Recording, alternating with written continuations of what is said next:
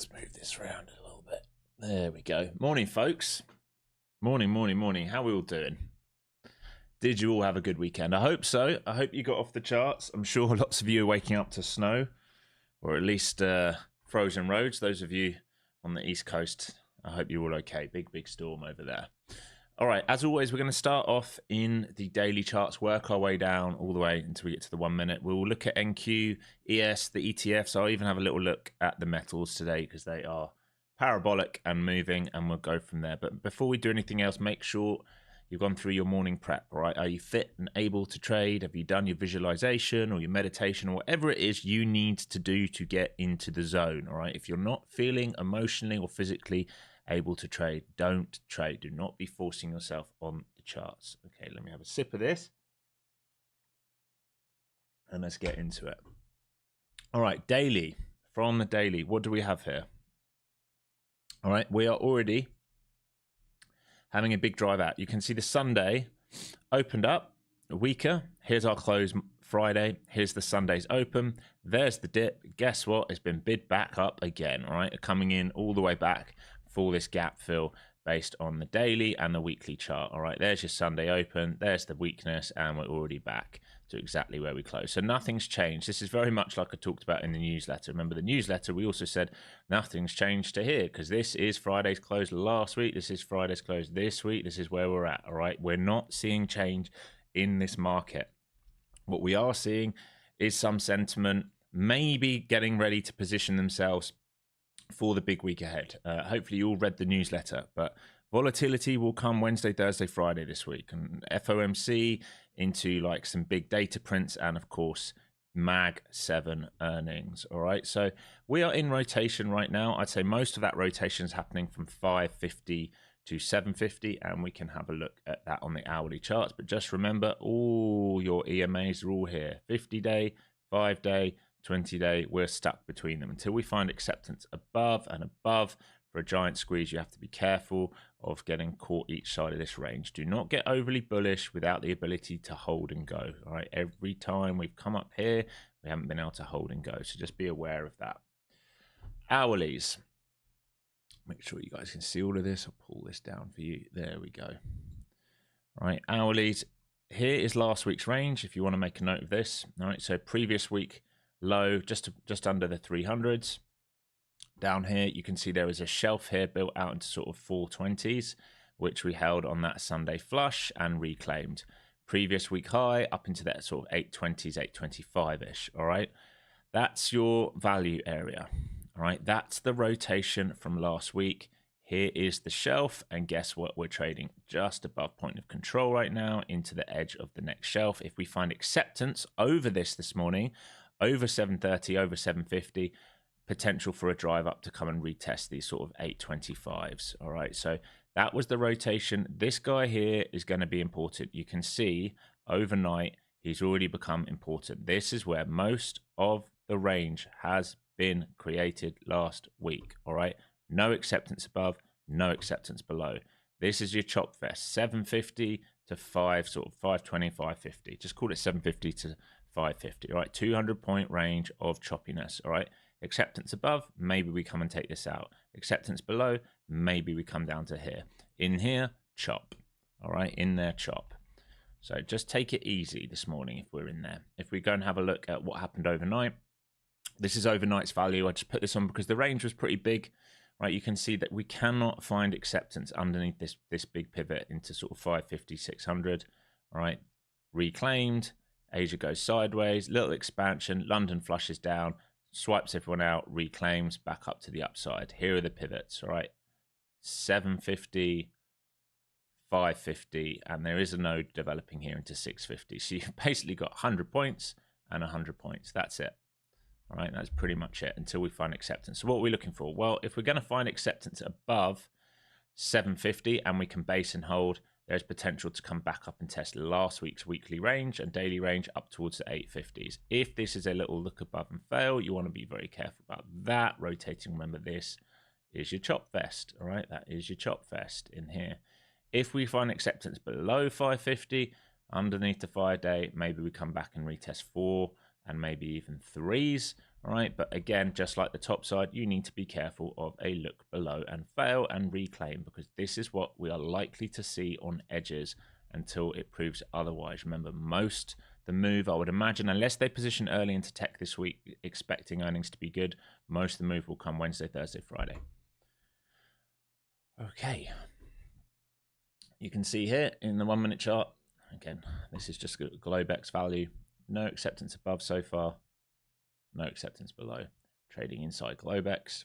Question is right now, can we do this or this? All right. Moving through to ES then.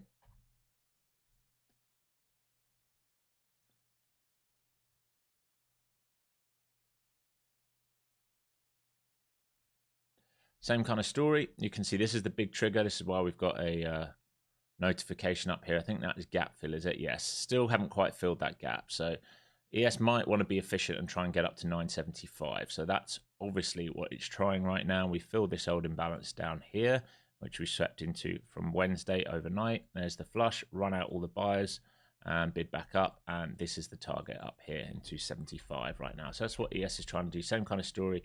Can it base over 40s to get to 75 is the big question. If we look at the ETFs, they should be nicely in line. So SPY, same kind of thing, trying to get, this is the equivalent of 975 on the ES, right? It's trying to get to gap fill up here into sort of 92s, let's call it. Again, this is death chop, isn't it? Look at this. How many sessions have we been here? Thursday, Friday, Monday. All right, there's your death chop. All right, be careful, folks. Zoom out. Make sure you understand where you are. Qs, same kind of thing. Death chop. All right, no acceptance above so far. No acceptance below here. Definitely none below here. There's your death chop. There's your death chop. Can it base and go? Big question mark. All right, I'm going to have a very quick look at metals because I know some of you, I'm sure, will be trading these. I'm not trading these. We are parabolic, all right? There's no way of talking about it. This is a parabolic squeeze move. All right, I would expect some mean reversion at some point. It really depends. Macro says we can keep going higher, but I mean, it's starting to become a little bit unreasonable at this point, and we are probably there or thereabouts. So I think we will go higher essentially long term, but it is due a mean reversion. This is a colossal move, right? If we think from this breakout right here, that is absolutely ginormous, over 100% since October alone. All right, so probably due a mean reversion. Same on gold. You don't want to be the first one to it, but it will come. You know, if retail's chasing all of this, all right, we are past 3 sigmas. It will come. It will definitely come. It's just a question of when. Don't get caught the wrong side of it if you're desperate for that trade. I'm certainly not. Dixie, all right, continues to be sold off like we talked about. All right, so this is why we're seeing the rotation out of the dollar into metals, out of the dollar into metals, mainly being driven by the Asian market. It's been going on for 2 years now, but it's starting to get very, very aggressive. And the VIX, all right, VIX driving back up to some key levels this morning, right? On the daily, you can see this. It's the same channel we've had on since early or mid-December. Still in this channel, we can't really find acceptance above. If we move down the time frames, right, you can see that we are trying to find a bid above 1650s, and we have some resistance up here that we created on Wednesday, which we just had a little push into right here. Coming back down potentially for gap fill. Does it rebid back up off trend? We don't know. We're going to have to see. Again, most of the volatility, I would imagine, will come later in the week. Right, let's go through the mag. Good gap up there for Apple. That is a strong gap. Where are my flow zones? Hello. Can we have these on, please? There we go. And you. Okay, so nice gap up on Apple. About three buck gap up. Question is, can it go over this high from Wednesday? So if we can find acceptance over this high, it's got a gap fill up here. And this is, remember, where the trap volume is that we've been talking about. You know, all this trap volume on buyers. So it's got to get back through that to be, if we start getting acceptance through that on Apple, then, you know, there is a chance, right, that they're coming back in from the bid. So I wouldn't be surprised to see this before earnings, to see it into there and then it make its decision of what it wants to do. But strong gap up off the lows on Apple, double bottom there, and we'll see if we can get going. Same thing on Amazon. Nice drive up here into Friday last week, right? Holding its gains so far. Can we get a breakout over sort of 40s, 40s, 41s for acceptance into that old range? So a bit like Apple, but it's about a session or two ahead right now. Goog had a big end of week, but we're a little bit weaker today. All right, so pivots down here on Goog. You can see down here, not that first one, down here on Goog. Can it find acceptance over here? All right, so is this failure to break lower and a breakout? Time will tell. But not the strongest today so far. Meta, beautiful. Remember, still long Meta. We're looking pretty good here. All right, we've been long Meta since down here. I bought down here, held on that pullback. So we're looking good. From the 80s, we're almost $100 up now on that swing, which is pretty good. So let's see if we can get a gap fill up into 750s for earnings, but we will see. Coming into a pretty critical level right now on Meta. That's a big old squeeze out. I would not be surprised if they need to retest down here. All right, we tried to do that move pre-market Friday, haven't done it. It's very possible they come for a back check of that, but so far looking good. Microsoft, that is off to the races on Friday as well. This one's got room. All right, it's trying to find a bid out of here. All right, remember that's the old flush. There is an old gap down here from that gap up, but it's got room to run. If they're going to bid on earnings, it's a big if, but if they are, that's like a 50% pullback. It's possible. It's catching my eye for a potential swing. We're just going to have to see how we go. I'd like a pullback to really start to hold for me to get into that. Nvidia, same story. It's still got gap fill down here to 84s after that gap up on Friday. A little bit weaker today. There's previous day close. All right, currently trading under it. Does it get restuck into that and view up before that sell down for the gap fill? We'll wait and see on chips. Tesla, that's had relative strength for the last few weeks. If we just zoom out, or the last week, I should say, starting to bid off those lows from the midpoint last Wednesday and starting to reclaim key levels. Here's our dance. So if it can hold the upper edge of this and find acceptance over 55s, then it's back to the races again. Everyone's looking for earnings this week. Let's have a look at some of the broader chip names. Oracle trying to find a bid here, looking a little bit better here. This has had a lot of weakness. It's still got a little bit more to go. I'm still watching this sort of 65 area to see if we dip down into here and we catch sellers off guard for that ripper. Netflix starting to try and base out a bit. I am long Netflix, remember, just a small piece, just like for a starter position, swing long on that undercut. Willing to add down here, but we will see. We will see. At the moment, it doesn't look too great. AMD still going. Still looks good for this breakout. Very, very strong. Might need one more pullback before we go, but we're at all-time highs right now. So let's see. A break of, or there already. Yeah, looks good for breakout, to be honest. That last pullback held very, very nicely. So strength in the chip names. We'll just have to see if that actually continues into this week, into earnings, or if it was just early positioning for them. That pretty much covers most of it, folks. That covers most of it. Let's get back into the NQ. Make sure these levels are lining up pre-market. This guy here, 50s. All right, so really I'm watching 650s, 750s, 550s. It's kind of not too bad today to think about that. 650s, 600, 550s down here, and these 750s here for this breakout.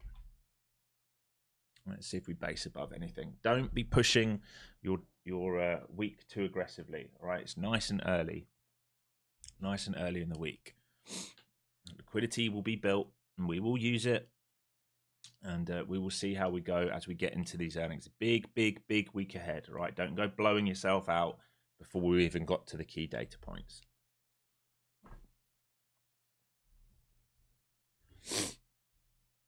All right, morning, everyone. Do me a favor, smash that like button nice and early for me. I want to give away some stuff as always, so I'm sure we've got lots of you in here watching. Please smash that like button nice and early.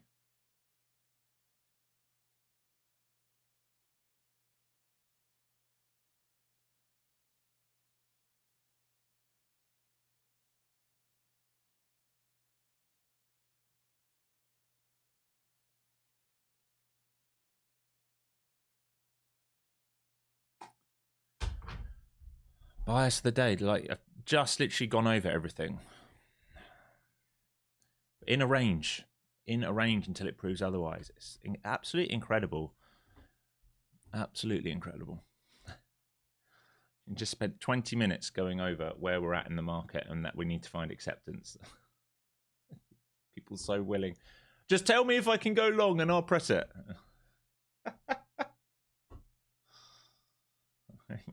We're very neutral right now. We're opening up right where we closed on Friday and last week. All right, we're neutral. We might want a bit more upside, but we're definitely at the open. We're literally opening up right where we closed Friday. All right, nothing's changed.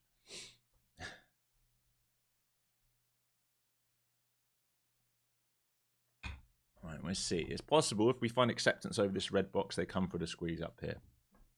I just want to see how we open, what the mag looks like. So coming up here in 5 seconds, folks. See how we go.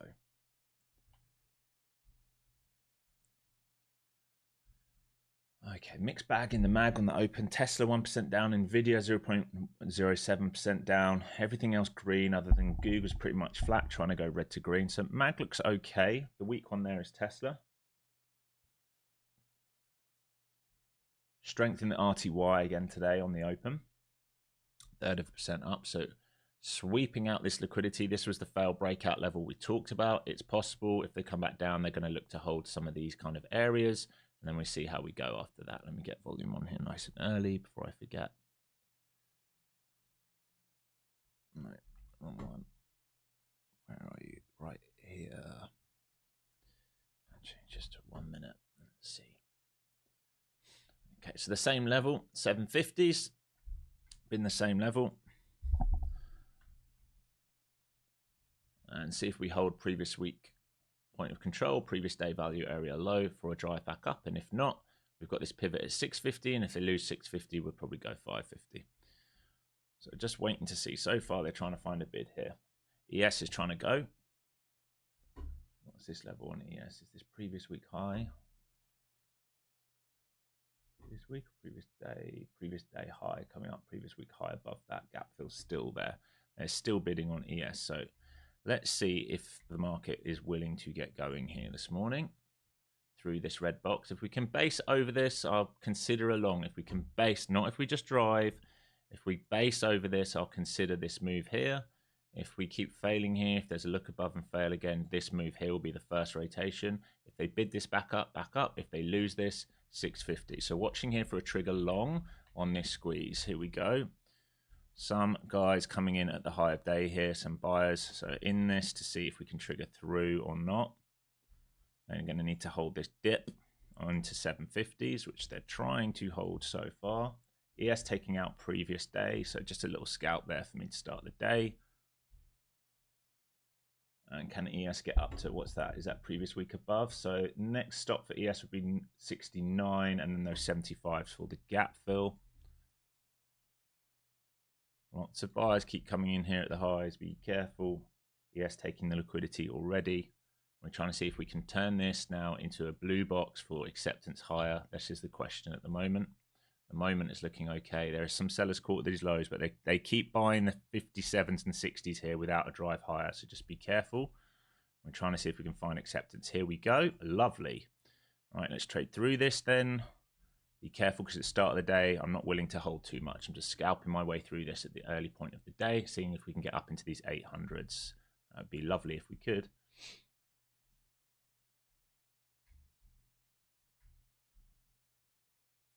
Down to these 750s again. They've got to keep absorbing these 750s for me to hold. I won't hold underneath.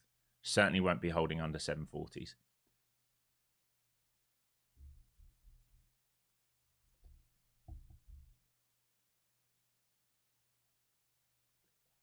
Might lose my runners here.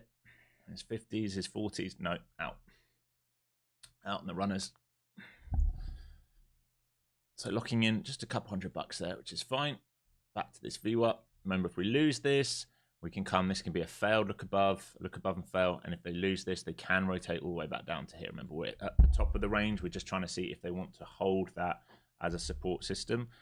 It might just knock me out to go again. Certainly looks that way at the moment. Yep.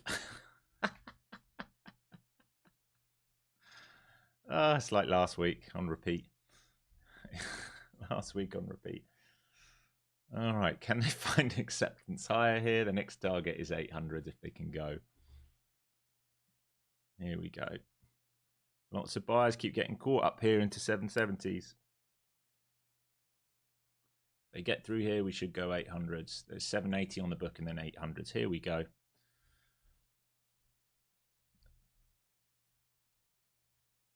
Didn't want to add, I didn't want to hold in this low vol mode, but there we go. Wicked out into that.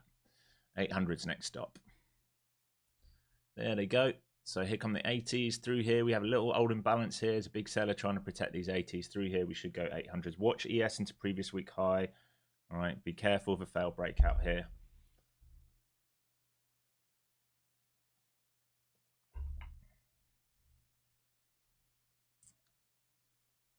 Yes, almost there. And then you've got gap fill above on ES into those 975s. So it's got room on ES. Previous week high coming up on ES. Just be careful.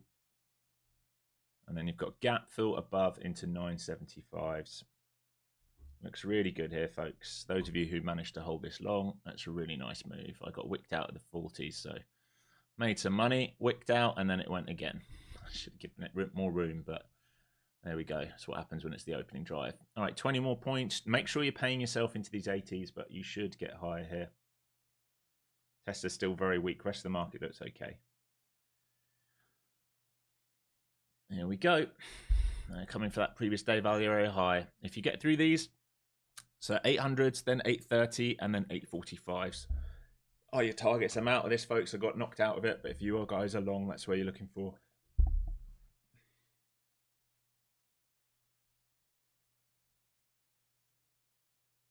The whip, my whip was an entry. Yeah, it was. I mean, I was already long, and I was already taking some, but I didn't like that we came through this shelf. All right, so, but previous day point of control did hold.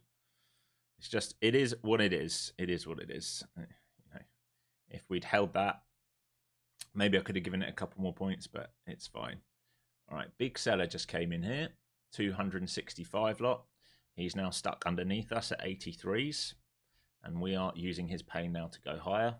Here we go. So point of control moved up because that big seller came in there. We absorbed it. Here you go. Here's your 800s coming up. So pay yourself into this. And then a squeeze above into 830s and 845s. Nice work, team. ES has already almost completed that gap fill into 75s we talked about. So everything we wanted to see this morning. We talked about this red box becoming blue. That's what we've seen. And there's your drive out. And you might get almost 100 points here. You certainly got 50 plus to start the day.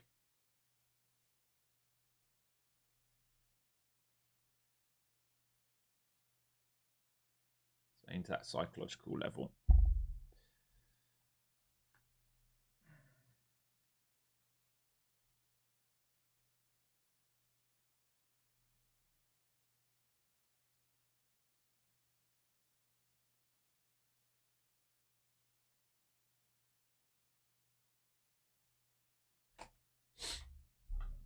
Right, same level as your over-under down here. They just got a little bit stuck into previous days' value area high. So people front running that like we talked about. This is why I said make sure you pay yourself into that. SPY still going, still got gap fill. SPY still got gap fill potential. Just trying to get there. Remember that big seller came in at 82s right here. This huge line, that's mainly a seller, and he's being absorbed right now. So they've got one more squeeze up in them here. Seeing if we can get a bit through 95s and through the 800s. That's where it really get going.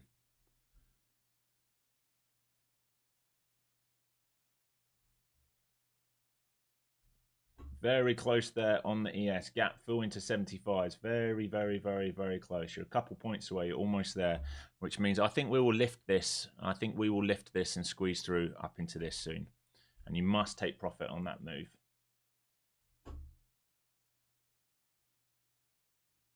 SPY into those 92s, ES into 75s. That's the level. So SPY into 92s, ES into 75. There must be a level here at 92s. We've got right stuck into it. SPY's actually crossed that gap, and ES is lagging behind. So slight divergence between the ETFs and the futures here. VIX coming into that gap as well. So almost closed that gap on VIX, which is basically down into 16s, just above 16. 16.08 is the gap fill on ES.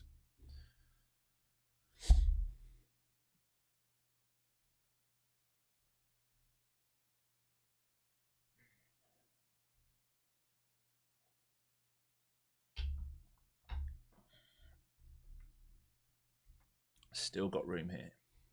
See if they rebid ES into previous week or previous day high. Still got room for higher if they can keep going.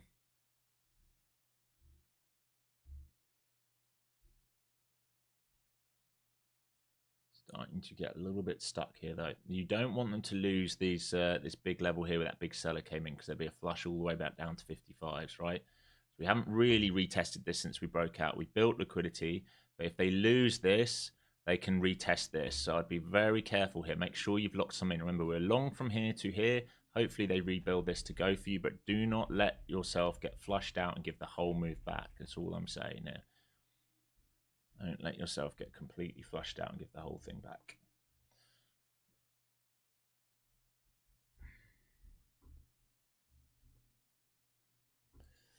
Alex, on the SPY chart is like a 30-minute chart. Is it bull flag? Hang on, let me have a look. 30-minute. Yeah, potentially. It's, you just got to watch that previous week. Where's that close from? From the previous week, from Friday the 16th. All right, you got to watch that close at sort of 91.64s. We've traded through it. If we find acceptance through that on SPY and we base there, all right, if we can base at 92s and above, then there's arguments to move to 95s, 96s on the SPY, right? That's what we're trying to do. Okay, so they just flushed, caught those sellers underneath that lot. We should squeeze up now. It should have the juice to keep going. Here we go. Here's your targets, folks. Nice. I'm in this now. Let me move my stop up, you mother clucker. Let me move my stop up. Can you please let me move my stop up? There we go.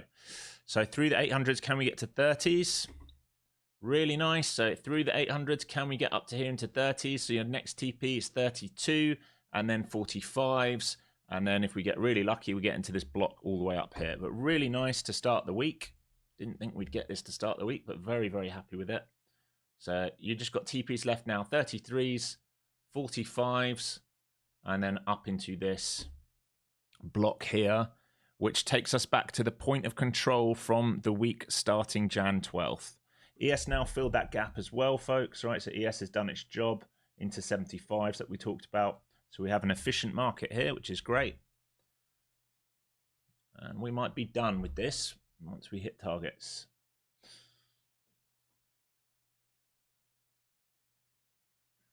So they use this shelf here to trap these shorts, and we come straight back down. They're re-dipping into this. I'm not adding any more now. If we get here, here, and here, great, but otherwise, I'm not going to add. So long after that dip and rip, all right, selling some into these pushes. If we get up here, fantastic. If we get under here, I'm out, because that will be a rotation. Should also note 10:30 we have a manufacturing index, not red folder news, but just be aware of it at 10:30.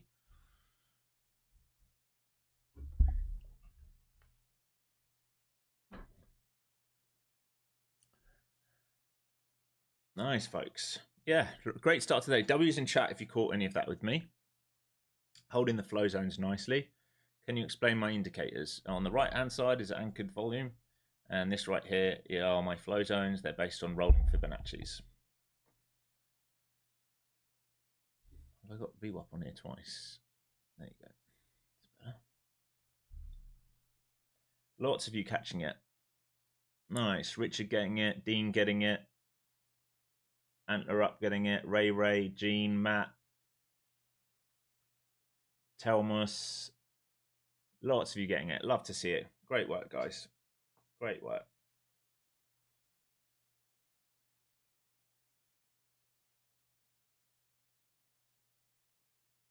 Okay, back down into this POC.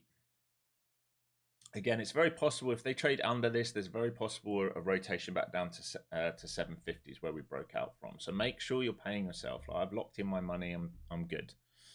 And I don't need to force anything else for the day now, right? So we've got the trade that we want. If it keeps going higher, great. If not, we get stopped out again. I had to have 2 goes at it, unfortunately. So I was long here, partial, stop out, and then long after we reclaimed, partial, and then we see, right, break even right now on the runner, and let's see if we can get up into here. So far, so good. Starting to try and base above previous day's value area high. Remember, if we get acceptance above previous day and above previous week, means we are going to try and move value higher. We need to be very careful of this kind of move here, though. All right, anywhere around here. We're coming to the extremes of last week.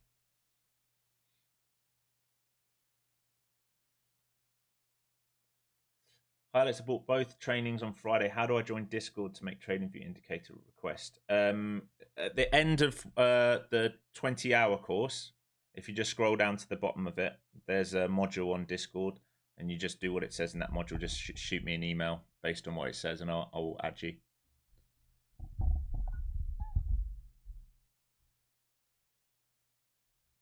Okay, so opening range now set up here as well. You're almost there, folks. 33s. We're almost there, looking for these sort of 30s. Don't be a dick for a tick. And then through that, we're looking for 45s. Tesla very weak. Rest of the market looks good. Amazon 0.5% down. Apple having a day here, which is great for me because I never really sold much of that. So I'm still holding that long. Let's have a quick look at my swing account. Where are you, swing account? Have I lost you?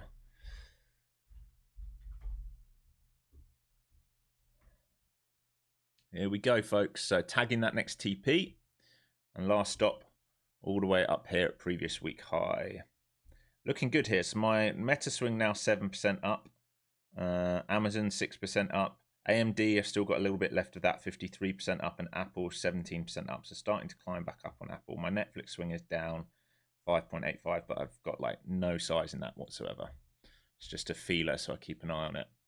All right, so TP2, TP3, and then anything into here would be amazing. Remember, if we start getting above this, all right, if we start building above this, a big old squeeze is possible. We're coming into the edge of range here, all right? We're coming into the edge. We know a massive, massive, massive level that we were trying to trade into last week is into these 890s, isn't it? This is the old naked point of control from the week dating back to Monday the 12th. So the weekly point of control is right in here. It's the same target as we had on Friday. Anyone that traded with me Friday, we were long trying to get into this block up here. Just be aware of that. We are coming into the edge of that block. It has kind of started now. We have like 850, and then really we start to really thicken up into this red block.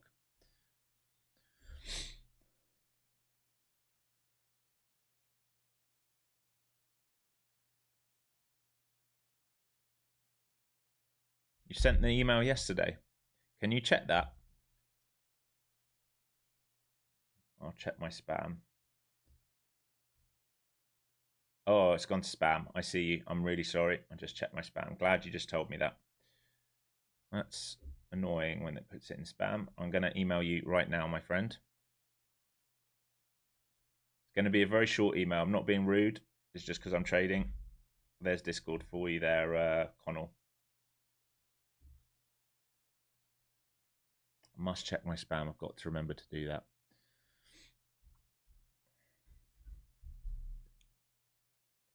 Okay, so ES hit targets. We have come into most targets. The only thing left is up here now. And then that naked point of control into 890s. But most targets hit here. You should have paid yourself. If you got this long from down here, all right, you made it about 100 points here, didn't you? If you managed to hold, a bit somewhat pissed off they got knocked out. But there's your 100-point banger to start the week. There you go. All right, fantastic.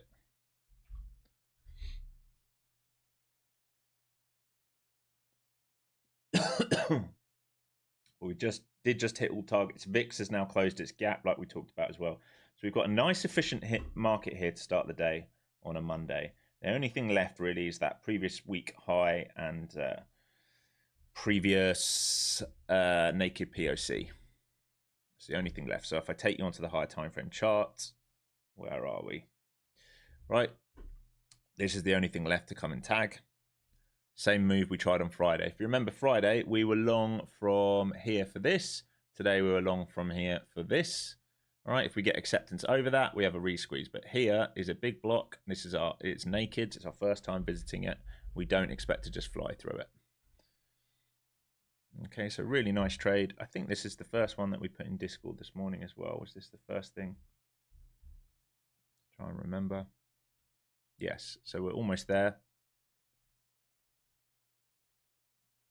All right, basing above through the 800s into this level here, this naked point of control. All right, so push, pull back, go. That's exactly what we've done this morning.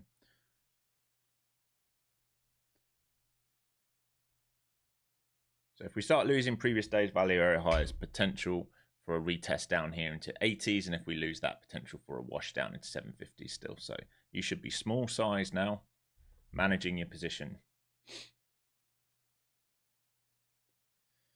Done for the day, yeah. I mean, I might well be the same, to be honest. If we fail up here in previous week's value area high, right, then it's possible to rotate down, isn't it? So if we start losing previous day and point of control, you've got to remember that previous day's value area low. So if we lose this and lose this, then this is possible. These are the downside moves, right? We're bullish though, trying to get into here. But if they start doing a rotation, if they do a full weekly rotation, which I don't think they will, it would be all the way down here. Right, so far we're bullish. It's got targets above it's trying to get to. It's just, we don't want to be buying in premium of last week, do we? We don't want to be buying previous week value area high in front of it.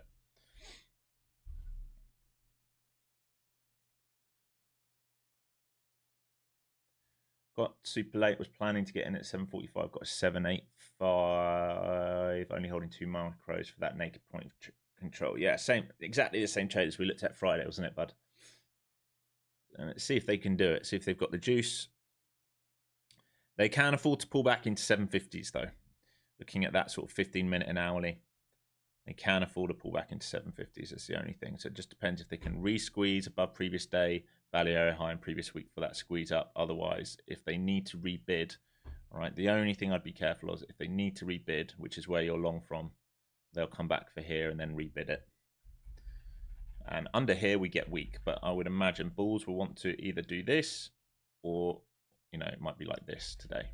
And this is the target.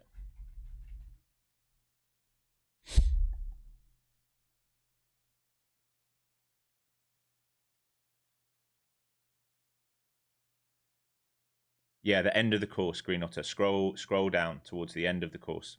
Exactly that.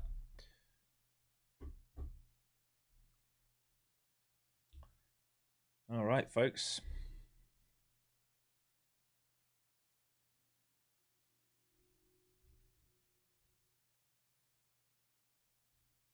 I didn't think we'd have it out the gate today. I'll be honest with you.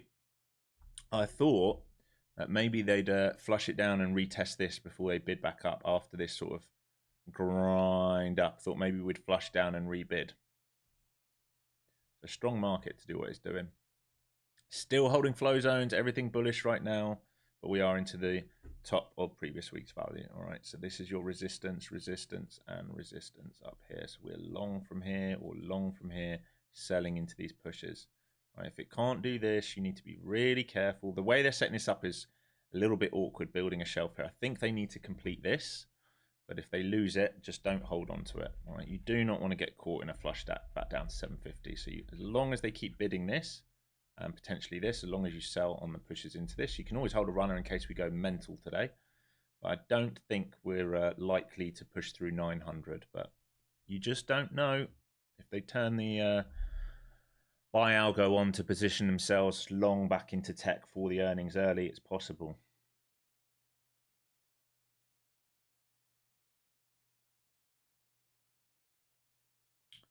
Failing value area high again there. They can't get through it. Previous week. They are trying. Where's that top Bollinger Band on the daily? 26.95, basically 26.100, which is our big pivot to go all-time squeeze. All-time high squeeze. Sorry, I've got you on the wrong thing, haven't I? My bad. There we go, folks. Here we go. All right. So let's see if we hit final targets here. So watching 845s and then 890s. 845s and 890s for final targets here.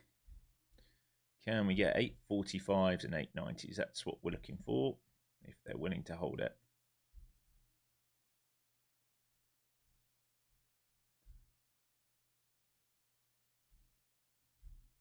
Back to previous week value area high. Do they rebid this to go 845s, 890s? If they don't rebid this, then we're going to go back to previous day value area high. Sorry, from previous week to previous day. There is a little shelf being developed at 820s at the moment, which I'm watching carefully. So sellers currently are stuck under 816s on the day. So we might come and test this shelf. You need them to rebid the shelf if we're going to drive higher. Otherwise, I don't really like it. So here's the 820 test. We need to rebid this shelf, really. Otherwise, I think we get a little bit risky here, holding too much longer, because we've just taken out previous week value area high. Only thing left is previous week high. So they're trying to hold these 820s. That's literally like we just talked about. Can they find acceptance now back above previous week value area high? So we're watching this shelf to see if they find acceptance back above here for a squeeze. Be careful, just managing my position here. Do not want to get caught in a horrible flush. I know we're at the top side of the previous week range right now. I think we've still got targets above we can go for. Nice hold of that shelf, so still holding this. Can we get acceptance higher here? Lovely, come on. Let's go for that previous week high and then let's squeeze above 845 to 890s. It would be so nice if we would just do it. We definitely have a buyer stuck at 840 right now. Actually, technically 839. They're developing, holding this. This here is starting to become pretty key. We can draw this in, this point of control. This level here, they've got to hold this level here.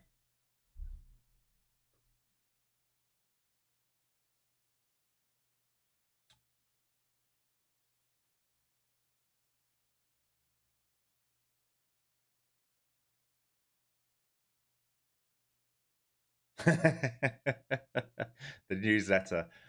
Oh, I hope they don't start looking at it soon. Okay, here we go. Come on, market. We've just got one player who's stuck at 39. If we can get through him, there's an old imbalance here. If we can get through him, then we should get that 45s and then 890s if we get lucky.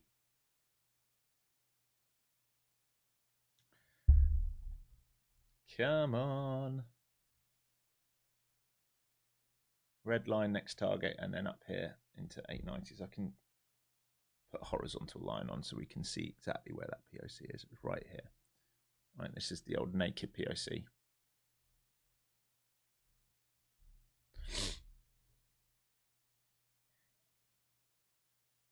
Take care, mate. Have a good one.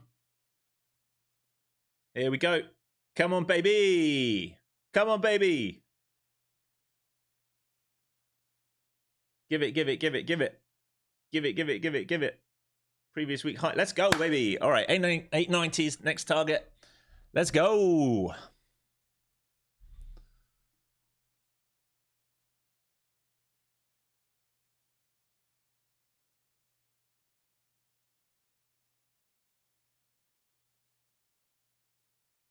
Let's go.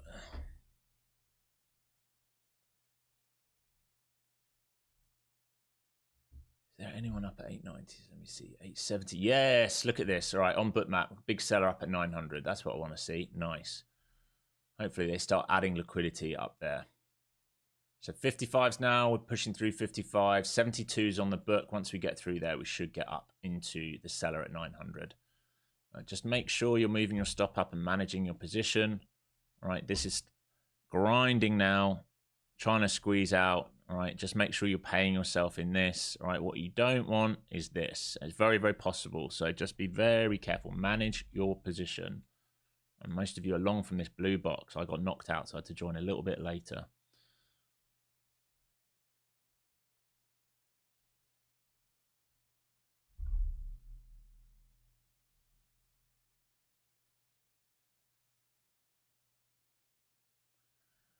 So now it shouldn't come back down into the previous range. It's a bit early. We've only just broken through it. All right, we can still look. We can still look above. Remember, previous week value here. We can look above and get stuck here and come right back down. This is still the previous day range is here. All right, that's previous day, and previous week is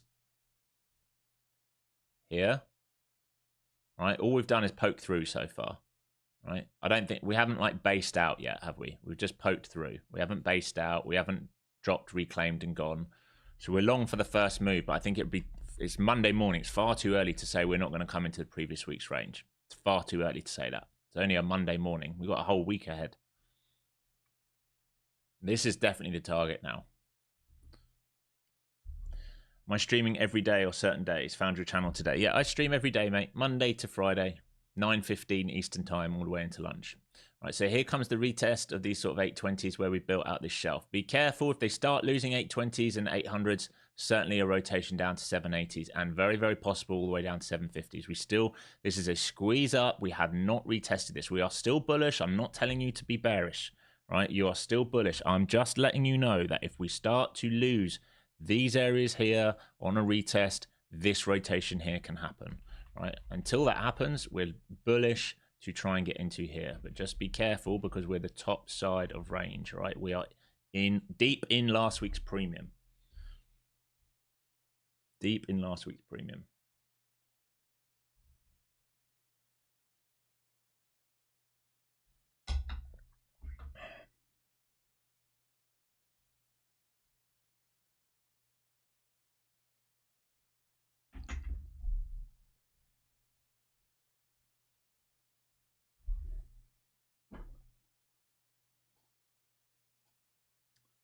They did not make this move up easy. I think it's not doing too bad so far. I think it's been pretty good. Just one little trap which knocked me out here, but still made money on it. It's just a shame. I was positioned really nicely for that. Shame that wicked under that little low volume node here. They defended it. I would have had like best price. I would be up 100 points here instead of having to enter on. Was it this reclaim here?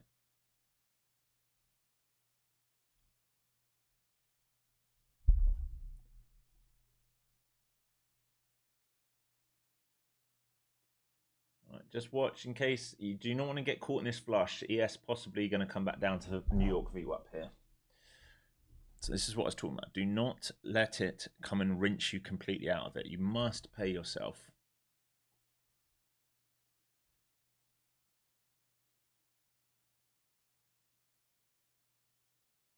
Remember, we hit most targets. The only thing left is the naked POC. We've hit most of the targets. And we've got that new 10 o'clock candle. So new hour, new 4-hour candle, right? That last hourly candle was pretty big, right? From the 700s to the 850s. It might be that they want to reprice and rebalance this down into 750. In fact, let me just...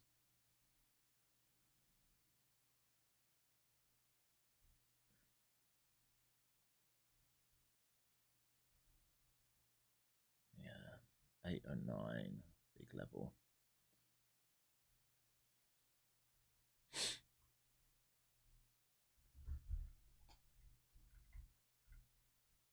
Still holding in front of this blue box. Still bullish. Still trying to get up into this.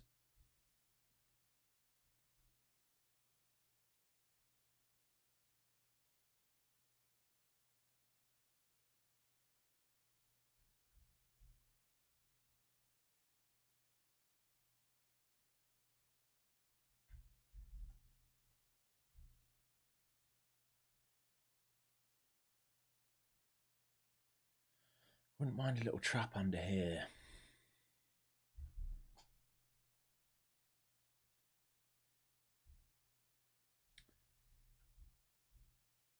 Look at the mag. Apple still holding well on a 5-minute. Amazon back under its VWAP. Google into towards a pivot. It's got a previous day high, another 3 points or $3 higher if it can get going. Meta just stuck right now at previous day's high after trading through it. Microsoft just doing the rotation, getting stuck in front of previous day high and the 20-day moving average. Nvidia, big drive up this morning, selling back off, coming back down. It's under previous day close. It's coming back down, maybe for a retest of VWAP and previous day low. Tesla is completely stuck between a 20-day and 5-day, which are in a very tight range here. So it's sold this morning through the 20-day, right back down to the 5-day, found a bid. Oracle, drive up through previous day high, coming back down to back test it right now. Let's have a look at some of the broader names. Netflix, sold off this morning, trying to find a bid on its higher time frame. Algo, AVGO, pushed up to 5-day, sold off into 5-day, coming back down to previous day high. You know, kind of in no man's land. And the VIX is finding a bid on that gap fill that we talked about.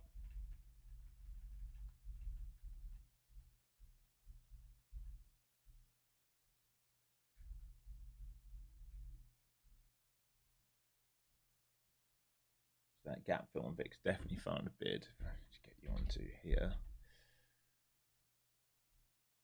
All right, that blue box, finding a bid. Yellow line's gap fill, remember. So sold off into gap fill, finding a bid there so far. Do they bottom out here and start to drive? If they do, we're going to see some weakness come into the market. If they can sell through the gap, then we might get that re-squeeze.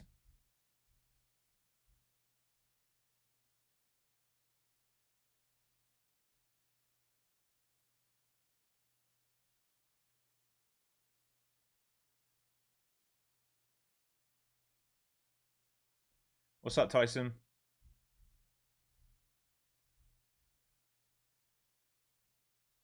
They've still got a target up here. It's just where they need to flush it first before rebid. We will see. What's up, Gary? We will see if we hit final targets here.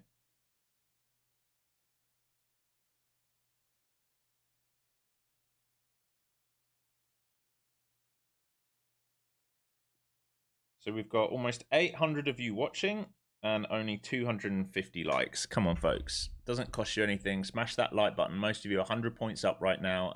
Let's get it up to over 500 likes and we'll do a giveaway on stream as well.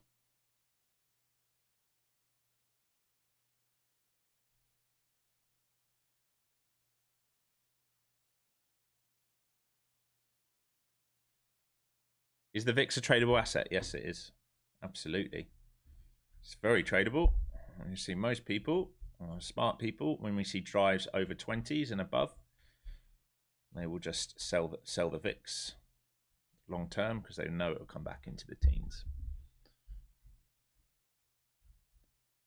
They use it as a hedge most of the time.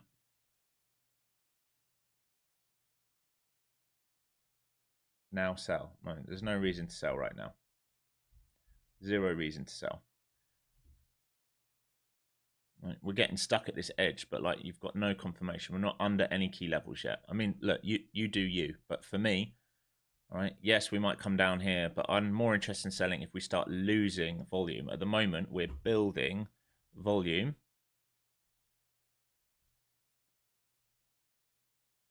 above the key level, above previous day value area high, above or at previous week value area high, with a clear target up here. Right, the short for me would have to be here on a rejection. Right, I'd have to know that we're starting to reject this. We're not. We're not doing that right now. So there's no short for me. I'm not going to scalp this short side. Yes, we're at premium. Yes, it might come down to here. But for a bigger fade move, I'd have to see it really let go of volume. And I'm not seeing that right now. I'm seeing quite the opposite.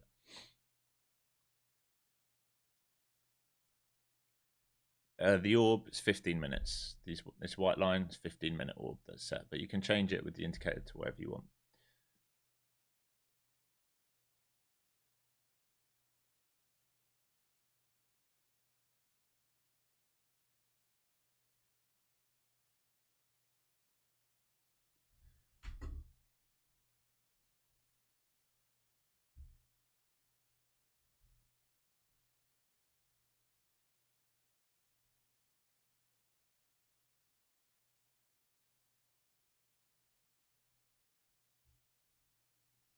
Yeah, I agree, Peter. Just sideways building out this volume at the moment. That's all we're doing, building out the volume.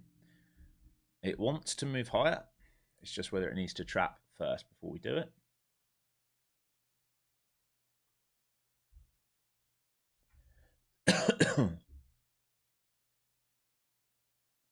very, very possible we come and retest some of this before we do it. It's very possible they do something down into this low volume node. Like, very, very possible we do some sort of dunk into here, save it, reclaim, and then finish the move. Same move we were looking for Friday.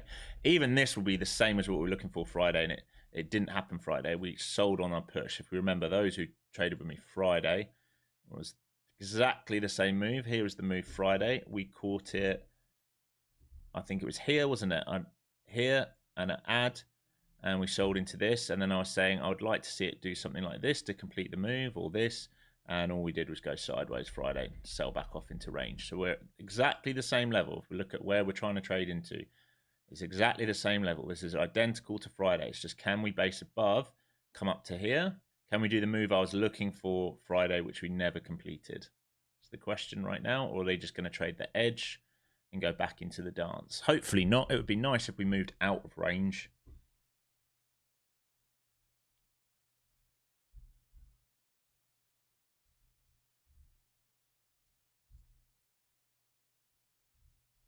So yes, maybe coming back down for VWAP, which is at 72s, the New York VWAP.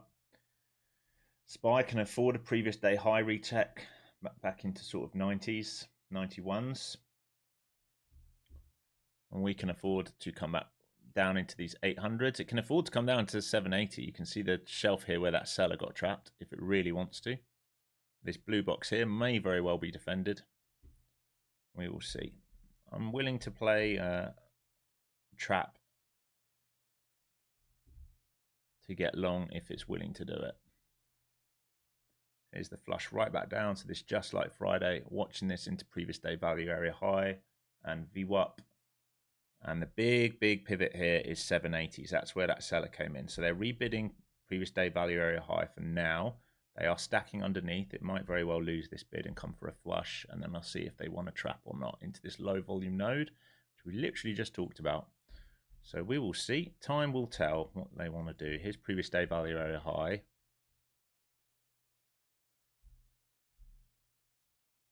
So far bidding in front of that. They've stacked up under 800 so far. Seller coming in here at 15s. So far he's got himself a little bit caught offside. We've still got more to fill into 800s and 95s, but we'll see. I'm interested in the trap if they can allow it. Somewhere down here. And then a reclaim.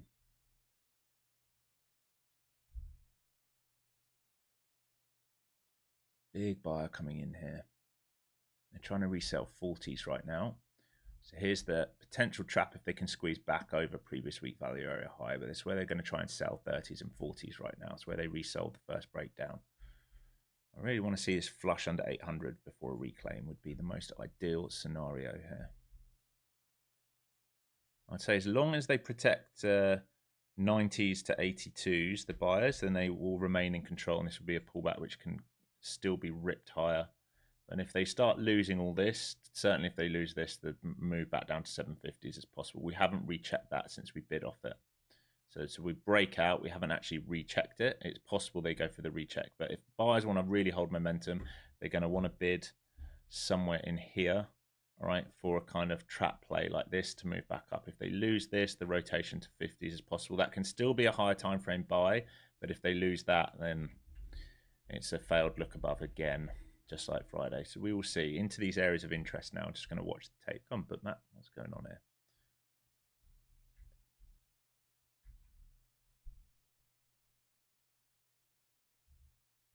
Previous day value area high. Yes, trying to bid off New York VWAP.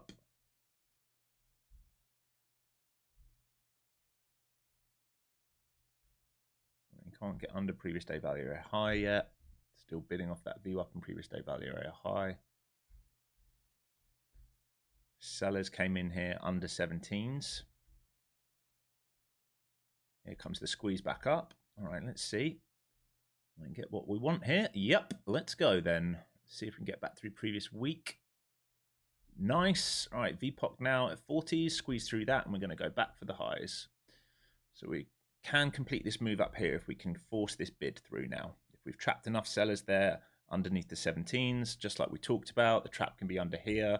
If they're going to complete this move, this is what we talked about. Build this liquidity. I wouldn't have minded a flush into here, I said, which is what we had. We've reclaimed this. If we reclaim this and hold, this is what they will try and do. All planned out beforehand for you. This is exactly how we build and use liquidity. Here we go. Let's go. Let's go, baby.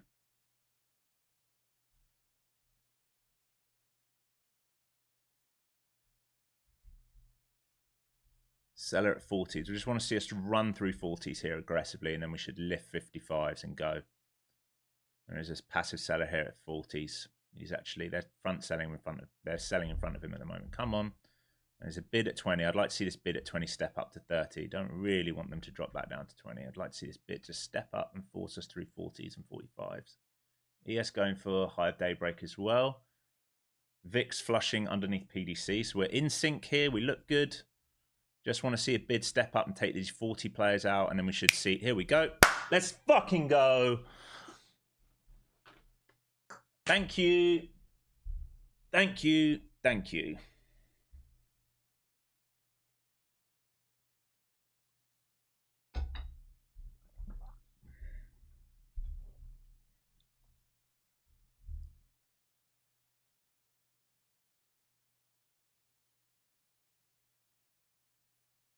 Come on. Force it. ES new high day. I need them to step on the tape aggressively now. Let's go. Start lifting these offers. Come on. Start lifting these offers. Don't want to get stuck here again. Do not want to get stuck here. They've got to bid this now. Otherwise, I'm out. I don't want to get caught back down into here. I want them to bid this here and force this up. We've got the liquidity looking left to run. Just want to be careful because ES has already done this move. Okay, so I want to see a rebid here to hold this. All right, long on the reclaim. When I said sellers got stuck underneath 17s, sellers got stuck under 17s, long on the reclaim, partial into here. I want to see this build out and squeeze for that naked POC. Just want to be careful because ES has already done the move. Come on, come on, come on, NQ. Bid step on the tape, please. Don't like this guy fanning around at 25s. This is just like last week. When they need to step up, they're not stepping up.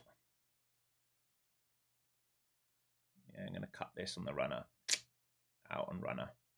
Might be too early, but I just don't want to get caught on something nasty when we're in premium. But either way, made some nice smile. You motherfucker.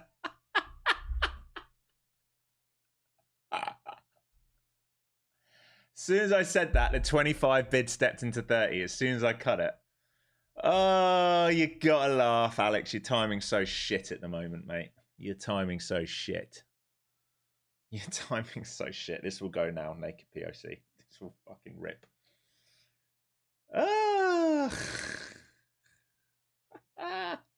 It's like every day at the moment to the tick. It's knocking me to the tick.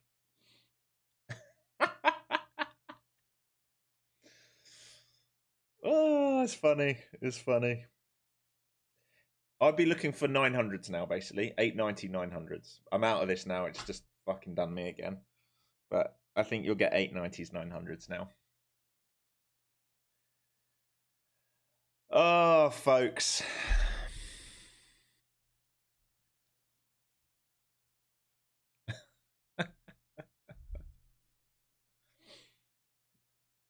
Oh, yeah. I mean, it's fine. Like, I made money. It's just annoying. Here you go, folks. It's doing exactly what I wanted. I'm not patient enough. Not patient enough. Not giving it enough room. All right. Remember, stops are at higher day. Once you poke through here, we should come ripping up into here. Now, this is exactly what we did. You can rewind. When we were here, we talked about this move down into here, setting the trap. Sellers got caught under 17s in here, and we're ripping. All right. I can probably show you it here if we go to a 1 minute. All right. Sellers got caught under 17s right here. All right. Sellers got caught here. And especially here. And once we reclaimed that, I should have just moved my stop into this imbalance. Anyway, here we go, folks. So you're almost there. 890s is your stop. Is your target now.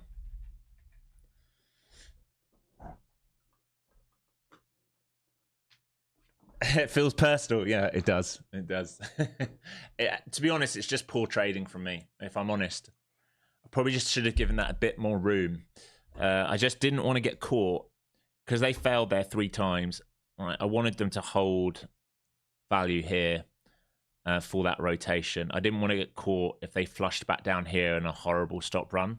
But anyway, whatever. It's fine. Hopefully you guys are all in it. As long as you guys make money, that's all that matters.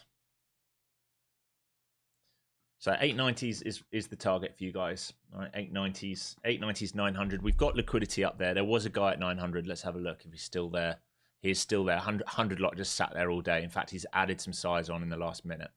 So you can look for this move. Red box is the start of where we thicken up. Remember, this dates back. This is the naked point of control dating back to the week of Monday, the 12th of Jan. All right, we're trying to trade into that. We've never tagged it before. Right into the red line will be that weekly POC. This is where we're trying to get, but we get thick into this red box, but I think you will get it. You must take some profit into this, all right? Either at the edge or really ideally into this, and then I think you get it. What a beautiful, beautiful trade. Lovely. And we've now got a seller who's just got himself stuck at 57s as well. Here you go, folks. What a trade. All right. Hopefully that makes sense to you all, especially those of you who are new here.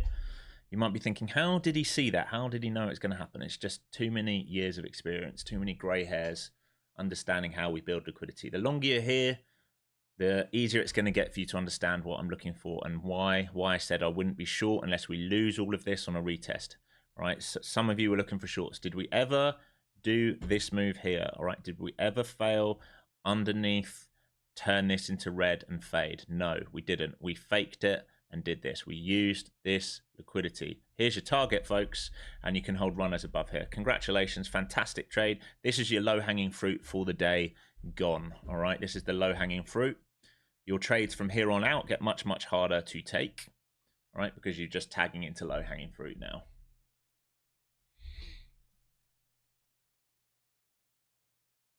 No worries, Stephen. Yeah, congratulations. Thanks everyone new that's joining. Welcome.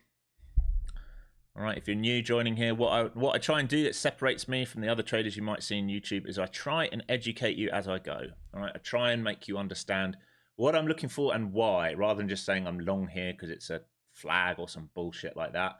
All right, not that flags don't work, they do, but you got to understand premise of why, right? What we're trying to do.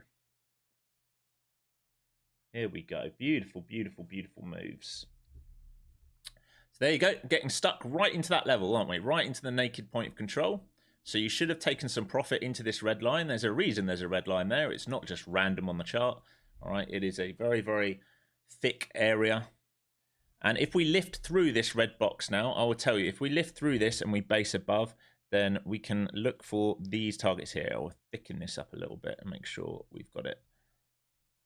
All right, where are all the stops? These are the next lot of stops up into here, into this grey box. So if we lift through this, it very well might be that you get 950 today. If you get over 950, well, we can't rule out 26,015, but, you know, we will see, won't we, folks?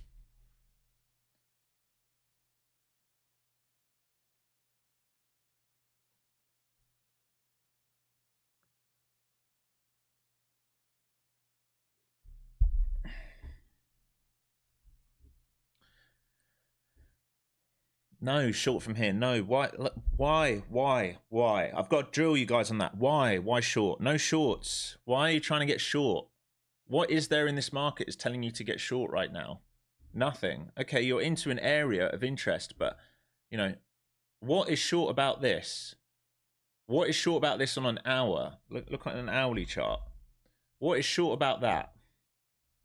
Breaking out of this range. Right, maybe it pulls back into here, but why are you trying to time that? Why are you trying to front run it?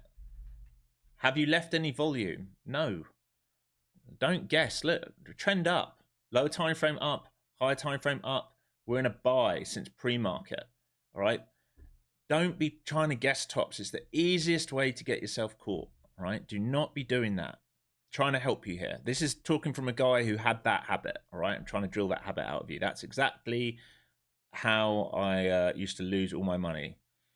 All right, trying to guess the tops. Don't guess the tops. If we're in a bullish momentum, just wait for the pullback. You're much, much better to play the higher time frame narrative.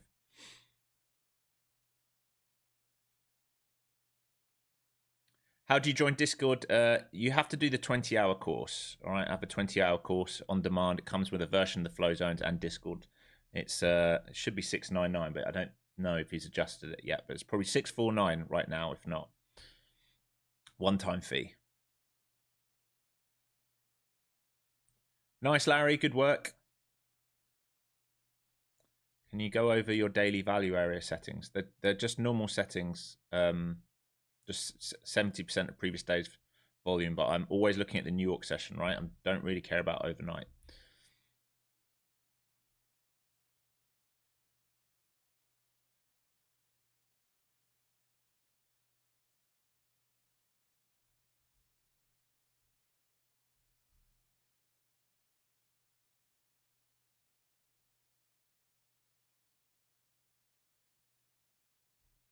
Can I summarize that into rule? Yeah, don't guess tops, don't guess bottoms. The main thing where people go wrong, right, is they see an area of interest here, right? And maybe this pulls back to here, and maybe it does that. But why play this move here if the main time frame wants to do this move here, right? So if you lose this, then maybe you can think about short. If we're going to lose all of this, then you can think about the rotation. But why bother up here? You will become liquidity. Think about how many people are saying, oh, this has gone too far, this has to come down. What if it doesn't come down? What if everyone gets short here and they all put their stop at higher day? What then happens when they mark it out? Where's the structure here? What here is telling you to go short? Unless we build out volume here and we leave volume, and even that, it would just be a counter trend down. So you'd be trading from 76s to maybe 50s. Right? It's just not worth it. It's not worth it, folks.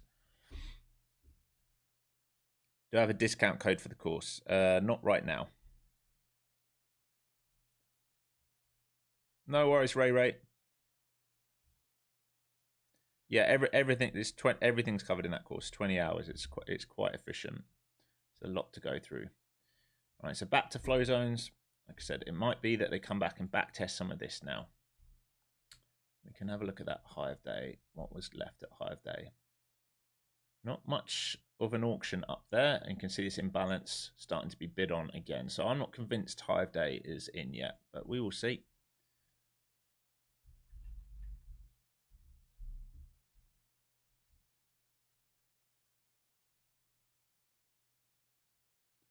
What are my thoughts on overnight inventory? Have you heard of that?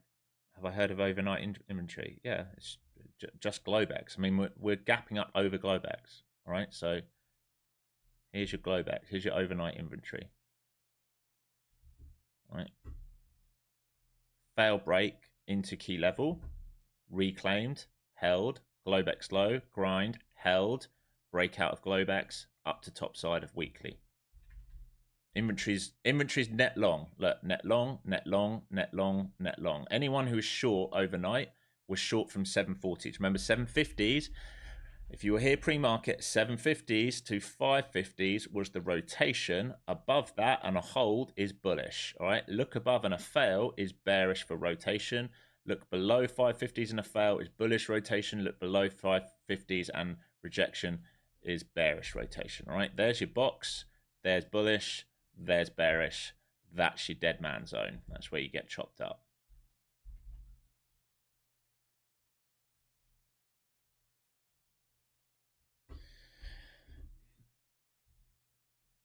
Do I use midnight open for volume profile? For trading London. If I was trading London, I'd use the London open. Or you can, if you want to look at the session before, you use Asia. If I was trading London, though, I'd be looking at the developing profile during London.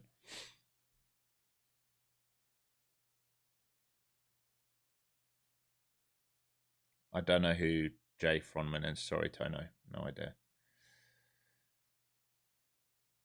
Yeah, I trade here every day, Monday to Friday. Best long entry. Well, they've got to hold dips into here. All right, but remember, we're premium now. So you want to see them defend previous week and previous day value. Same thing here. We defended previous day. You'd want to see them defend previous week. But remember, low hanging fruit has just been taken. What was our target today? Ding, ding, ding, ding, ding, ding, ding, ding, ding, ding, ding. All right, low hanging fruit's gone. Market can do what it wants now. we've, like, for me, I've hit my target today. This was the target. This was the same thing we were looking for from Friday. Look how accurate that target was. Look how accurate that target was, that red line. All right, we traded through it by what, a tick or two? Doesn't mean we can't go higher, but for me, target's gone. If they want to rebid this, fine, I can hold the runner on a rebid if it keeps going. But I also have to be open to the fact that if this was the drive, right? I know some of you would be saying the short's working. The short is back down into here, all right? I wouldn't trade this. It's counter trend. They can still bid this up, all right? But if you let go of this, there is your safer rotation. If we trap bulls over this, this is your safer rotation back down into the edge. If they let go of 750, there's a trade back down into 700s, then 650, then 550, and we get much more bearish under 550. All right, so remember, 750 to 550 is a rotation. What that means is everything over 750 is technically bullish. All right, so you can do this whole move back down. All right, but that would be counter trend because technically they can rebid that up. That means you can take a counter trend short under 800s to 750 if they trap buyers. I wouldn't be short before that. There's your pivot to here. All right, this is a pullback.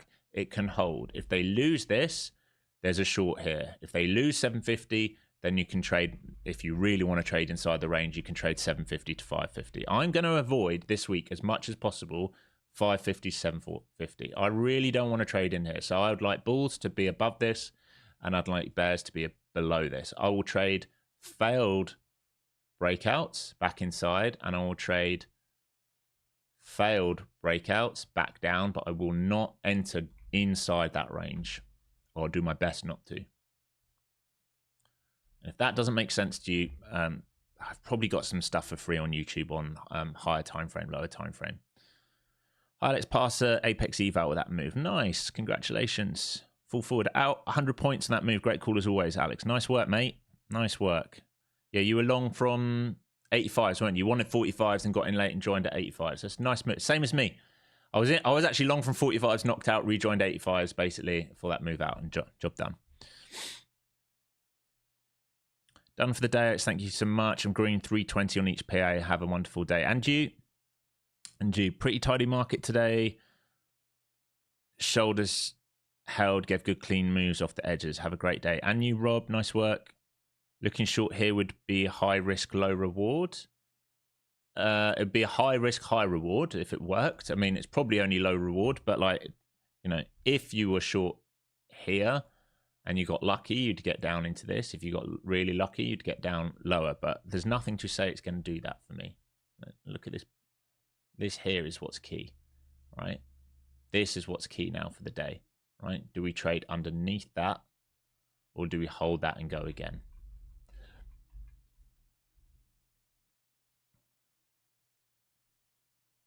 What levels do I have past 26K? Let's have a look.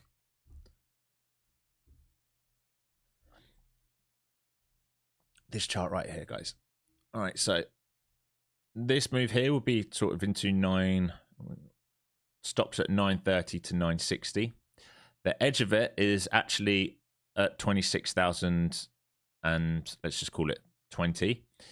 And then stops here, let's just move this up, are into 26,045.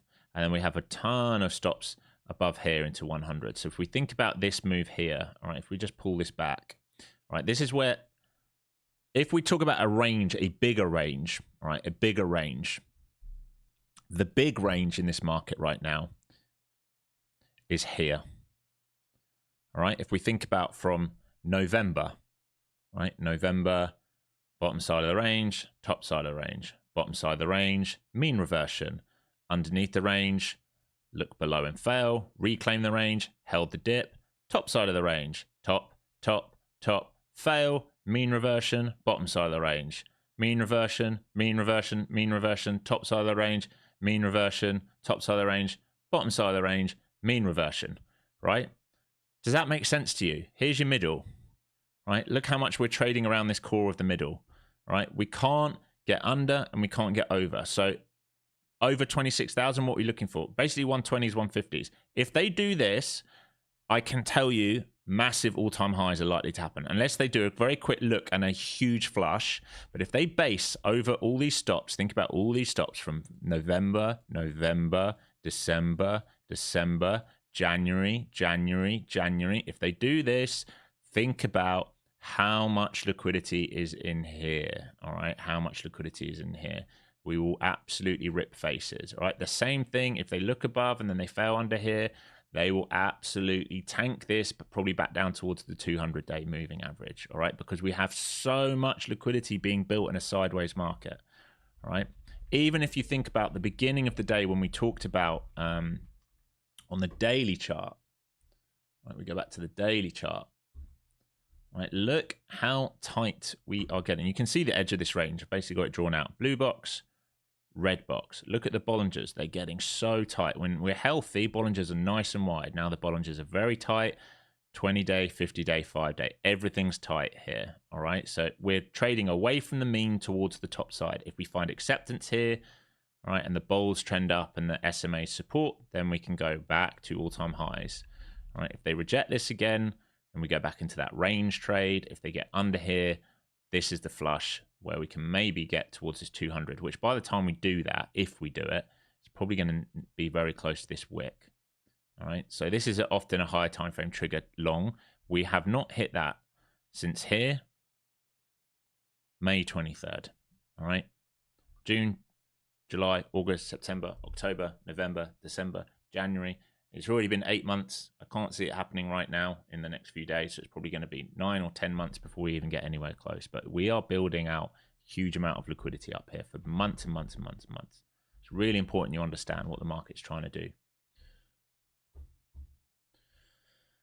Okay, so market rejecting this. So I'd be watching this right now. All right, this is where buyers are potentially stuck. Let me have a look at my actually dig into this. Well, not too much to be on. Buyers are stuck over 80, but lots of sellers are caught up there at 75. We are still absorbing. And like I said, I would not really feel comfortable about short unless we get under all of this. All right, for me, this is bullish volume being built out, and the narrative is still to go higher. I'm out of this position, right? I sold into that. Once I saw that fail, I sold into that. Low-hanging fruits have hit, but I would still be bullish in this market. There's no reason to trade lower right now, all right? Zoom out, no reason to trade lower. Like I said, when one of you asked about the short, I said, I wouldn't do it. It might come to here, but they will probably rebid it. Well, what have we seen? A rebid. Why? Volume, all right? Volume, all right? So think about if you're going to draw this out, is there any break of structure here? Is there any change of character? No. So what are we assuming? Higher prices. We're assuming higher prices. The only key level now is this little shelf right here. This is sentiment right now for if there's a re-squeeze, which they're going to try and do. Okay, so hopefully, those of you who are looking short, hopefully I've kept you out of it.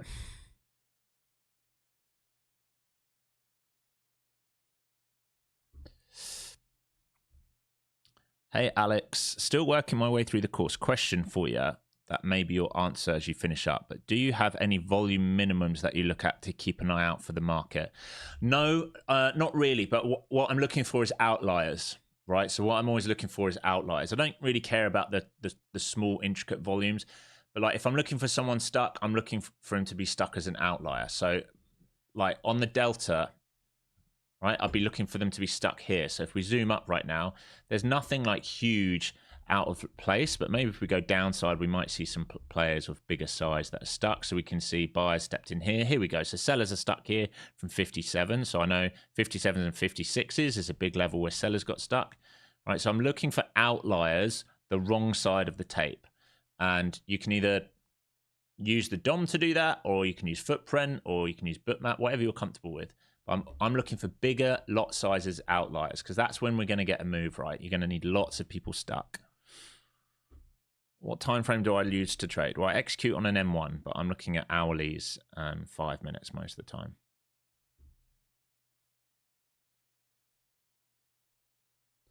What about the non-favorable news of US dollar? Yeah, well, that's why we're getting the rotation constantly into gold and silver. I've been talking about that for, well, probably about a year now, to be quite honest. Probably about a year now.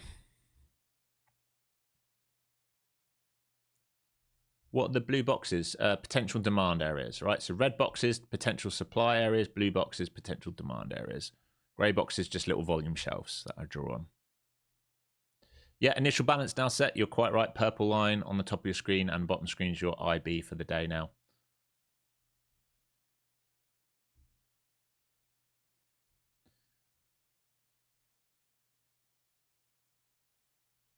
Still looking bullish? Yeah, absolutely. Still looking bullish.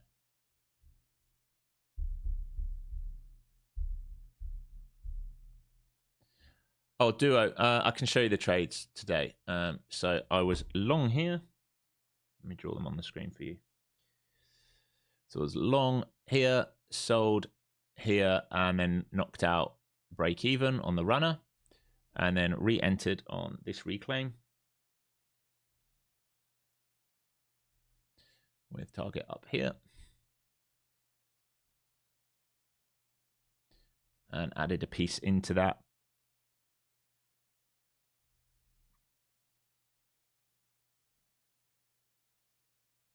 And it was over 17, so I joined reclaim, so like 20s.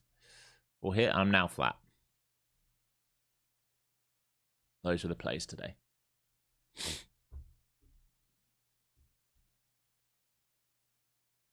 1 minute. Someone just asked again the time frame. This is a 1 minute chart. But just because I'm executing on 1 minute doesn't mean the thesis comes from 1 minute. All right. The thesis doesn't come from 1 minute. Thesis comes from higher time frame, and then we join based on what I'm seeing on lower time frame.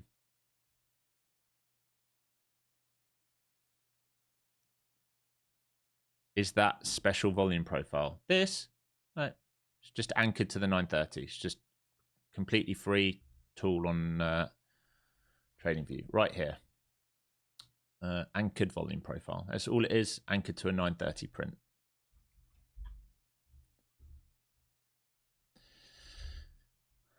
Trader Doc. I have never seen anyone explain the market structure with such fluidity. You paint a very clear picture, logical view of the market. Thanks for the good work of opening eyes for traders. Oh, you're welcome, man. I'm glad it helps. How much did I make off that? And well into 4 figures.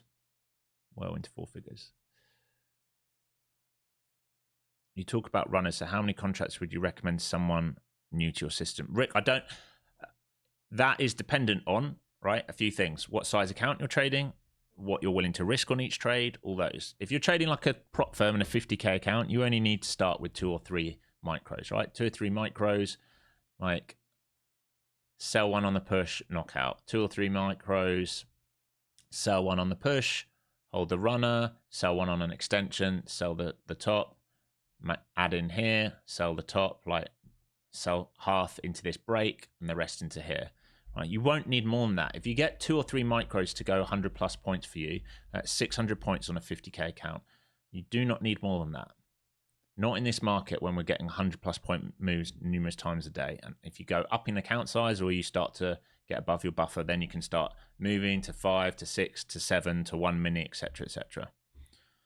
Biggest problem traders do is they oversize too early. Can I explain how I get buyers or sellers stuck on the DOM? Yeah, I use delta. So I use volume profile delta on the DOM. So back down. So we failed to get above this green box, the gray box, right? So this was the target. They needed to get back above this. This is why we put it in. This is where buyers were stuck, right? We didn't find acceptance above for the re-squeeze. They will still have the ability, buyers can still try and keep bidding this, but this is a failed breakout now. This is your first attempt to move higher that's failed. It might be that we do this for a while. If we do this for long enough, all right, and we let go, then we can use that volume to go lower. Right now, technically, it's still, for me, it's still bullish because your pivot is from here to here. This is internal range being built out. If we start losing this, it gets more interesting. If you're a scalper, maybe there's an argument to take this to here, but for me, no. I try and avoid stuff like that.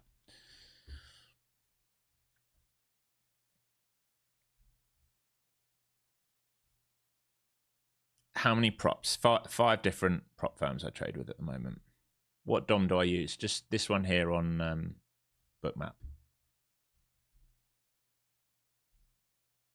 I have a funded TPT 50K account. Should I just use only one contract? You can use like two or three micros. Micros though, not minis. Just start with micros. You don't need minis to start with, and get above the buffer. Build some like room.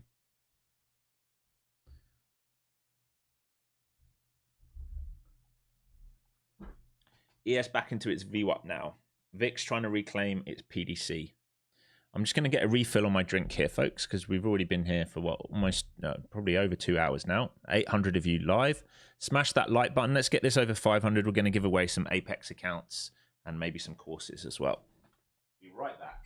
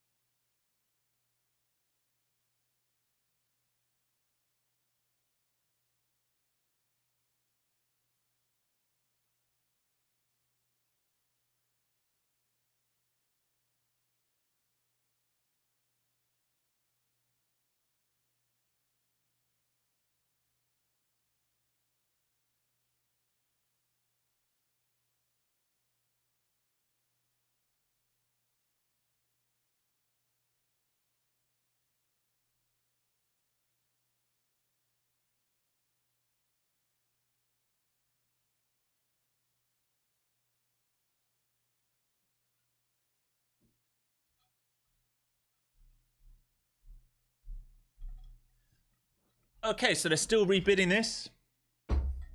Same thing, structure still bullish, still rebidding it. The squeeze will probably happen over 880s, but they're still trying to rebid this. All right, this is potentially can build out liquidity here, which can still be bullish for this move here. Until we're underneath this, there's no short in my mind. All right, I've made that as clear as possible today. We're very, very bullish in structure right now.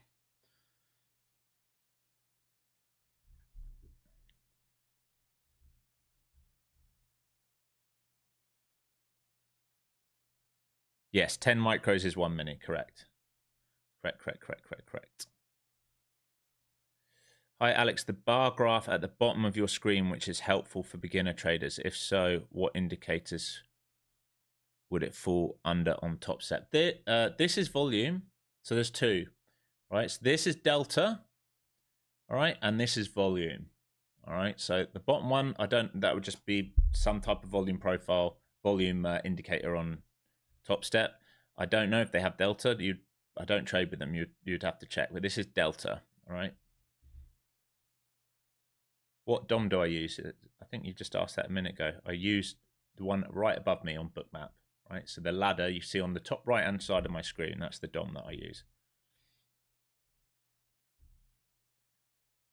Alex, would you please trade GC live with us sometimes or record an overnight session? It would be much appreciated. It moves about $50 on an average day, which is about 5K on 1 minute. Yeah, I just don't trade it. So I mean, it's all the same principles, right? The principles will be exactly the same if we go over to GC. So I would trade it exactly the same way. There's your 930 open.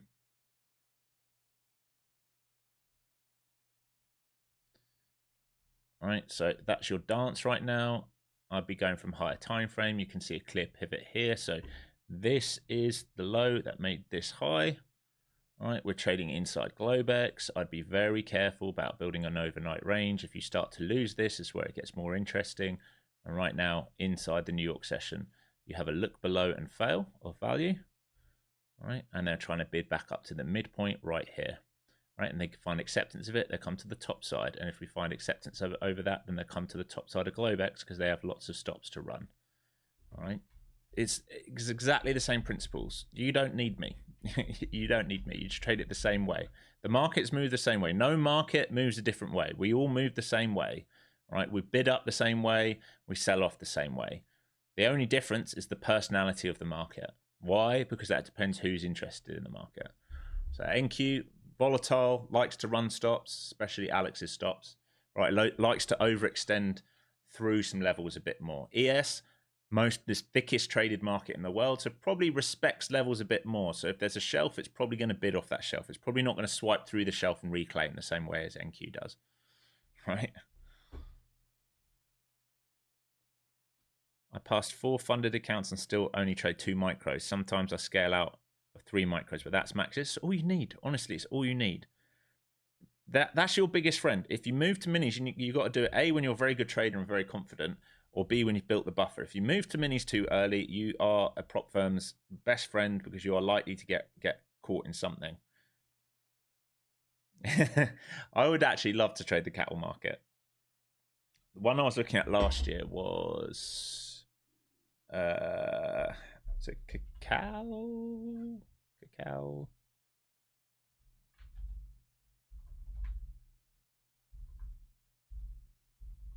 Cacao. Am I spelling it wrong?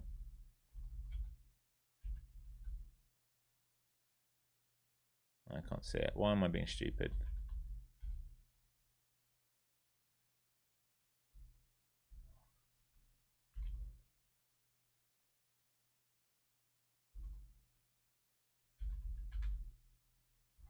There we go. It was this last year because we got that overextension. Look at this. Back down it comes. All right, this is what I was looking at last year. So when we had like no chocolate in the world.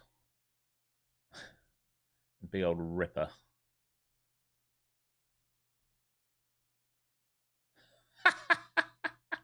So fucking dumb.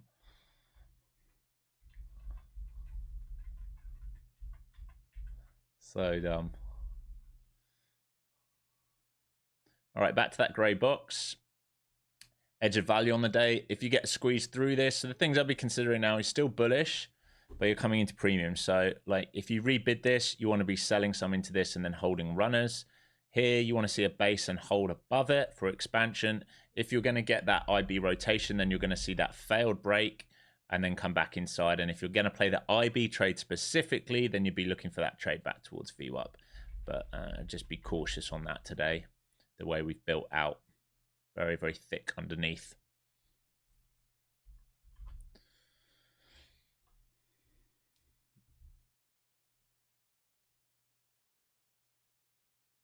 Yeah, don't. This is what I was saying to you, Sean. Honestly, my friend, it's the easiest way to lose money, right? This trade here is the hardest trade in the book, right? I know, like, that trade there is the hardest trade in the book, right? Why? Because it's not the pro trend. So if we think about, if your higher time frame, if your daily, let's say the daily is doing this, and in the hourly, we're doing this. All right. Then your 1 minute is doing this.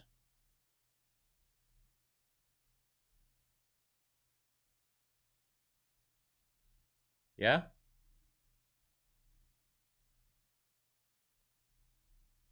All right. Daily, hourly, M1. What you just tried to catch is this move here. All right. You tried to catch this part of this. When the easier move to get is that, is that, is that, is this, is that. Does that make sense? Oh, don't do that. Oh, I need this back in there, please. Move that along. All right. So you want to be pro trend as much as possible. As much as possible, you want to be pro trend. It makes your life way easier. It would be much more forgiving for you as well, right? I mean, way more forgiving for you. If you're wrong pro trend, right? If you're long pro trend, if your narrative is that we're moving higher on a daily and an hourly for Accenture, If you're wrong, you might get wicked out by a tiny bit, and then it keeps going, keeps going. But if you're wrong counter trend, oh my God, look how wrong you are, right? Why are we moving higher? Think about all the shorts that came in. Oh, we're short, blown up. Short again, blown up. Short again, blown up. Short again, blown up. Short again. Oh, we're right, we're right, we're right. Oh, fuck, we're not. Wrong. Short again. Yes, we're winning. Oh, fuck, we're wrong. Right? Look how many times they lose. How many times did buyers lose? They didn't. This pivot created this high. That's why I said I wouldn't be short. But like maybe if you got long here, you got wicked out and you got back in. I don't know, but that makes sense. Hopefully that makes sense to you. Do you show in your order flow course how to set up everything? I do, yes. Yes, so it's identical. I do. And if you want this setup here for TradingView, there's a video for free on my YouTube. You don't even need to do the course. Right? I literally go over it in TradingView. I think I posted that last weekend, not the weekend just gone, the one before. So you can, I don't tell you how to use it. I tell you how to use it in the course, but I do show you how to set it up for free.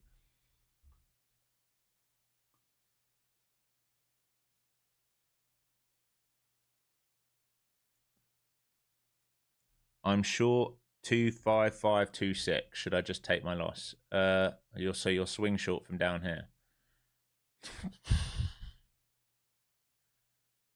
I mean, yeah, you're out position. You're out position because we're not underneath the 550s. You're really out of position. I wouldn't be holding that, but I mean, I don't know what your strategy is, so I don't want to tell you what to do. But right now, we're trading the other side of the range. If we start the base today above here, you're going to be in big trouble, I think.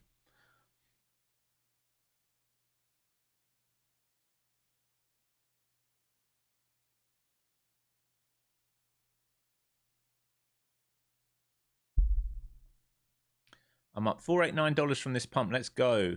What is the easiest setup? Yeah, pro trend, the easiest setup. What you're seeing right now, pro trend.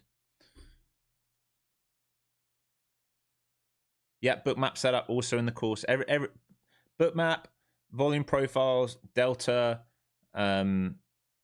footprint charts, everything is in the order flow course. Absolutely.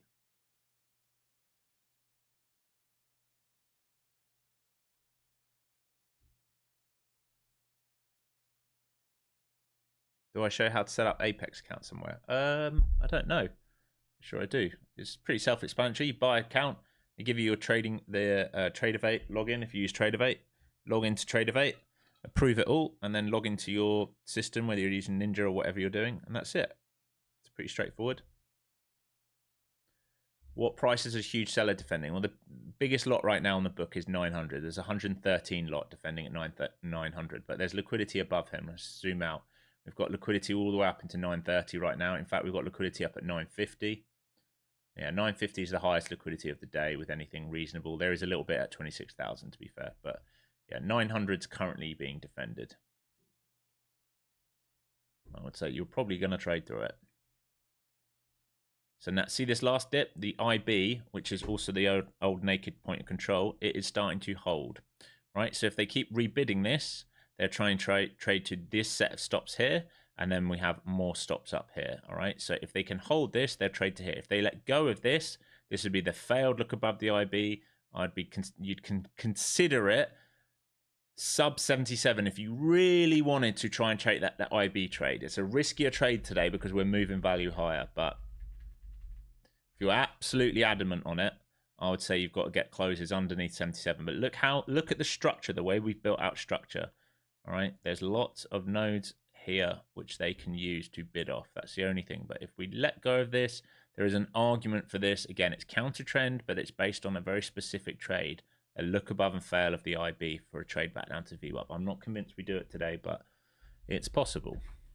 Right now, until you get under this grey box, you couldn't even think about it. And even then, it would be my least favorite trade today, I'd say, even if it works out.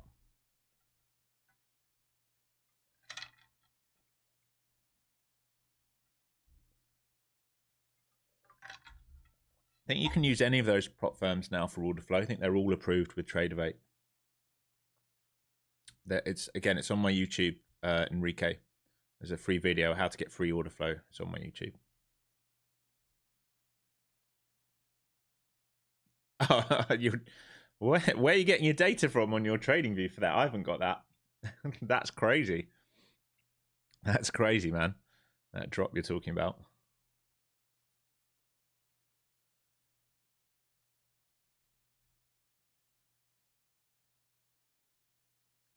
Low hanging fruit you can catch mainly in the first hour. Not necessarily. Not necessarily. No, it just happened that today we got that. Sometimes we don't go for low hanging fruit. This was the same targets we had Friday. We never got there.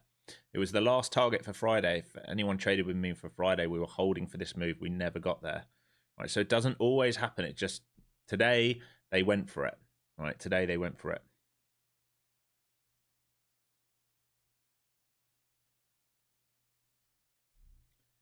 Any opinion on Quant Tower or ATAS for order flow?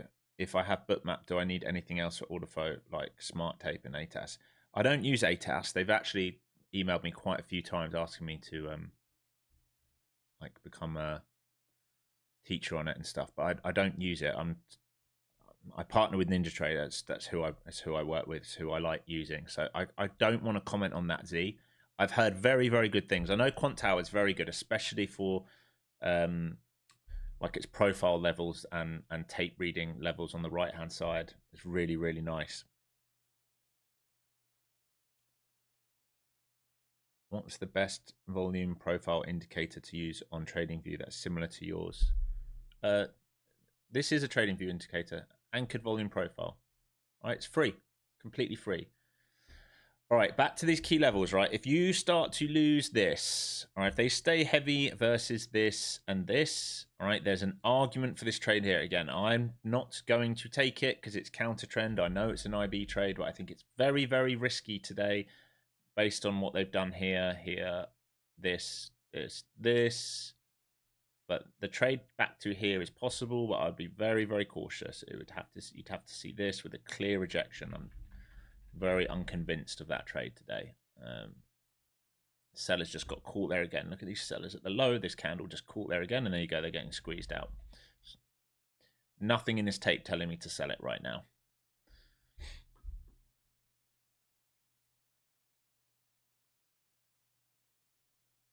Motive Wave the same. I don't use it, guys. Like, it's not because it's bad or anything like that. I just can't comment. I have never used it, so I don't want to comment about it. I've heard good things, but I can't comment.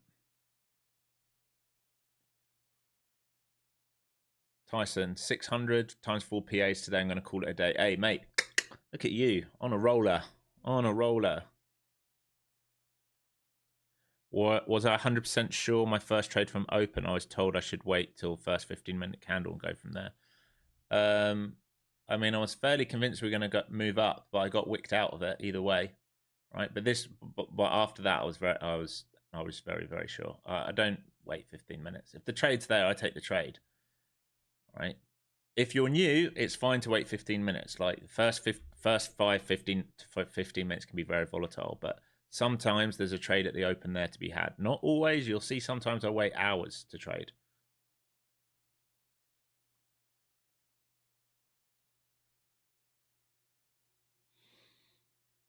I did have a nice short and naked VPOC on ES today. Was lucky, got 10 handles. Nice work, SP. As long as you're sticking to your rules, whatever those are, it's all that matters. Remember, guys, anything I'm teaching you or I'm talking about here is how I trade. I want to make it really clear. It is not gospel, all right? If you find edge in the market in any single way that you trade, stick to your edge in the market. This is how I trade. This is how I like to execute. This is what makes sense to me. This is what makes me money. This is what keeps me safe. But there's lots of different ways to trade. If you found edge, great. If there's another mentor or whatever that you like to use, fantastic. Like, as long as you guys make money, it's literally all that matters.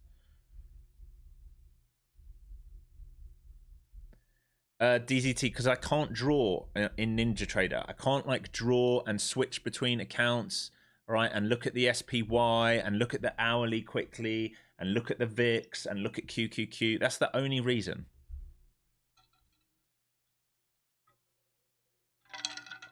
Like, I can't even do this. I can't even do this like on Ninja, right? Can't move it around the same way. I can't draw like this. I can't show you what I'm looking at. I can't teach you. That's all it is. So I just execute on there. That's all it is, my friend. Those in Discord will tell you. I will post. I still do the same on Discord when I'm drawing out. Right, when I'm drawing out, I'm drawing it on here because it's just way easier for me to draw on. But if I'm taking actual trades, I don't know how far I'd have to go up. I don't remember the last time we took a trade together in here last week somewhere. But if I'm taking executions, I will show the execution in Discord on NinjaTrader. But I will always do the teaching on TradingView. Always, always, always, always. It would be on TradingView. See all of these trading views, and then we get into some NinjaTraders, some of the other guys. Even the same for Bookmap. Everyone, we will always draw it out where we can see it. See, still all in Discord, in TradingView. And it shows how long since it's been an afternoon trade. It's been a while.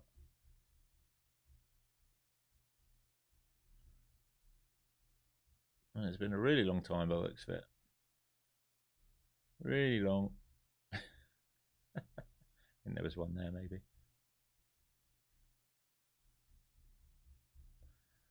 But yeah, that's the only reason.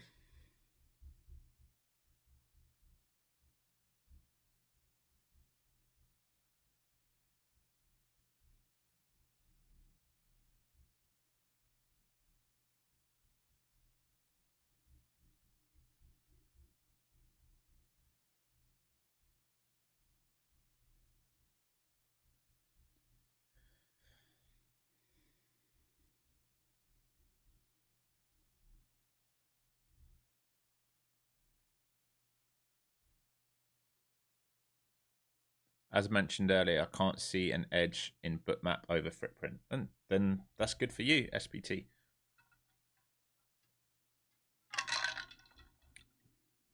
I like it because I like seeing where the liquidity above is and below. And I like seeing who's spoofing. So that is edge that you already don't get in footprint, right? You don't have any historical data on people who haven't filled their orders. So if there's someone spoofing or moving around or jostling, you won't see him. Unless you're very, very good at reading the bid and ask as it moves up and down and people pull.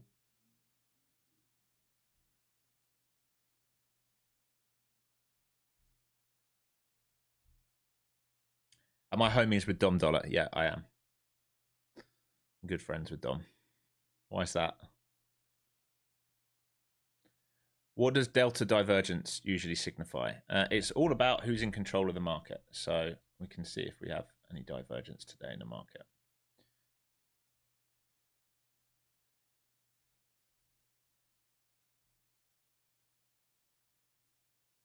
Pretty much in line, but we actually had passive buyers today. So if we go to just a 5 minute.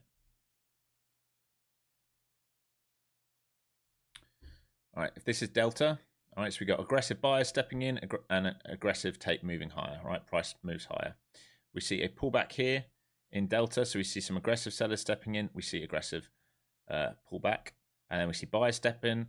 We only just about take out that high on delta, which means there's a passive buyer here pushing bids up, all right, which shows even more strength, if anything. We go sideways from here. There's a little pullback, and we're pretty much in line. We're making higher highs and higher low.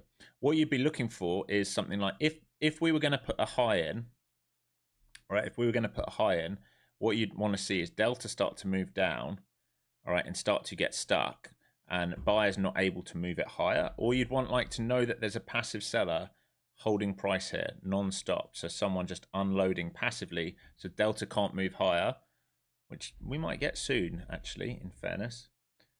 So you're looking to see where the passive sellers are, passive buyers are, who's the aggressive. Into this grey box again here, folks. This is your like over-under. So like I said, potentially, it's not a trade I'm going to take, but potentially if they lose this, there is a trade down to here. But you need to be very aware of this down here today. This would be the IB trade. Look above and fail. If they stay heavy under here, you would need this to stay heavy to flip to sells, and then you might get that. It's not a trade I'm taking. I want to make that clear, but for those of you who like the IB trade, that is potential. Am I done today? Yeah, probably because we hit low-hanging fruit. I'm not really looking for the counter trend trade back down.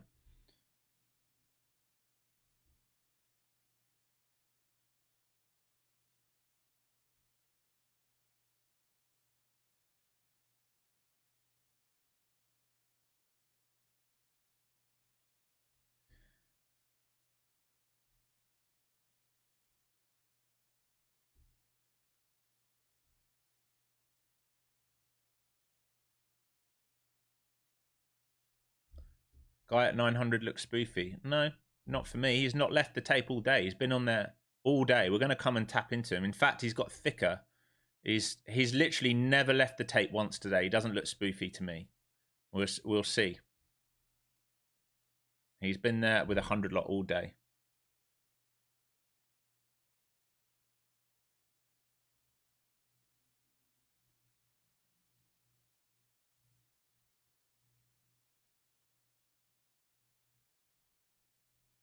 Oh, don't move that, Alex.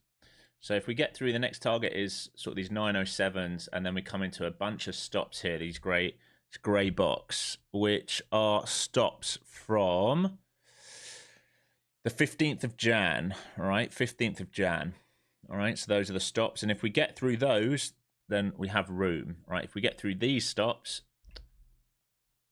then we have room up into here. That's a big ask, but you never know. If they turn the booster jets on, you just don't know. So they're still looking for this move to 900 if they can. He's still on the tape. You can see him above this red block. And I can show you, like, he has literally not moved all day, right? If we zoom out here, he's been on here since the start of the session. Look, he came on the tape here. What time was this? Right at the open, 9:31, 9:32. He's been on the tape since 9:32, looking to get filled 100 lot up here in 900. It's not a huge amount of size, to be honest, 100 lot. It's not like we're seeing 1,000 lot, which we do see sometimes. You can see they're trying to hold these bids here for that squeeze up into him.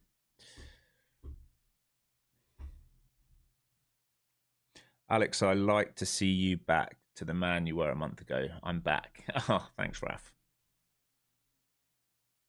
Like not necessarily individual bars, but like on like 5 minutes as we start to build, like we're still seeing aggressive buyers step. Like so, right now, Delta is aggressively trying to move higher, and we're unable to do it, which means there is passive selling. There is 100% right now passive selling here because we are trying to move higher. Delta is pushing higher, and we're not able to. So that is a sign that someone is unloading here, right? So it's very possible we fade under this, but this is what makes it hard. The way we've built out structure. Look at this node. Look at this POC. Like I keep saying, if we lose these levels, then there might be a trade down. But again, it's counter trend. It's not the best trade in the book. All we're seeing right now is there is a seller here. We know he's up towards 900. But if you look at Delta, it was creeping higher and higher and higher without price moving higher.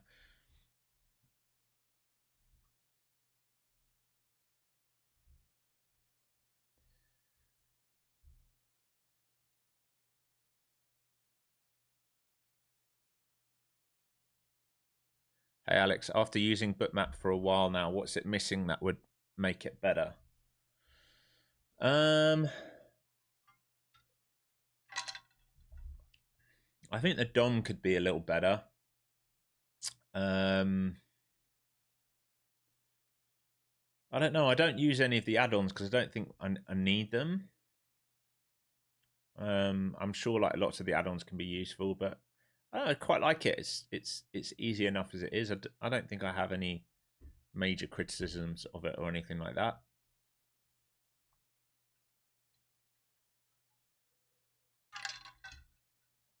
Maybe like maybe the way it looks, to be honest, could be a bit better. Just like the actual detail of how it looks, like even the profiles and stuff. It's a bit like pixely and janky. Maybe that could be smoothened out a bit.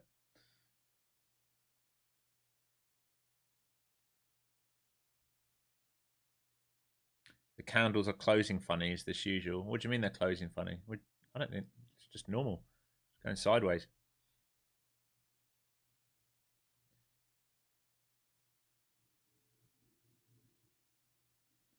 How would I characterize spoofers? Well, they literally have to leave the tape, right? So see this guy above us. If you just see this solid red line, he's been there since the open, right? He's never left.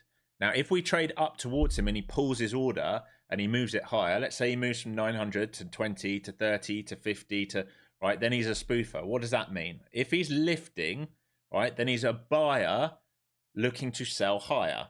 Or he's a buyer attracting price, come and get me, come and get me, come and get me, come and get me, come and get me, come and get me, right? That's a spoofer. A spoofer is someone coming on the tape, off the tape, on the tape, off the tape, on the tape, off the tape, trying to move price around. If he's just there and not moving, there's nothing in this right now to say he's anything but a legit seller. He's never left the tape, not once.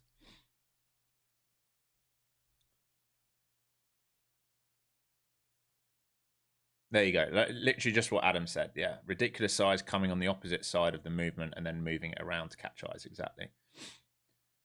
Do you see passive buyers and sellers if you do see a big move coming? Hey, Alex, do you see passive buyers and sellers? If so, do you see a big move coming? I'm not sure what you mean. As in right now, I mean, there's a passive seller at 900. If we trade through him, maybe there's a squeeze out, but maybe that's the top of the auction for the day. All we see right now is a huge amount of liquidity being built. We're getting stuck right here. This is your build out. Their target is to come and take the 900 out and maybe lift. And if they get lucky, they come into all these stops up here. All right. If there's a passive seller, slams 900 and above, I can only see really a guy at 900 right now. There are guys above him. But if they chase the market down and they sell under here on a retest, then we'll get the rotation. There's nothing else to look at right now. That's all there is right now. ES stuck between its new... So ES, by the way, has done the IB trade. All right, that's another thing we should mention. ES has done the IB trade. IB high to VWAP. IB high to VWAP. It's done the trade. Right now it's in the middle of the two. It's already completed it.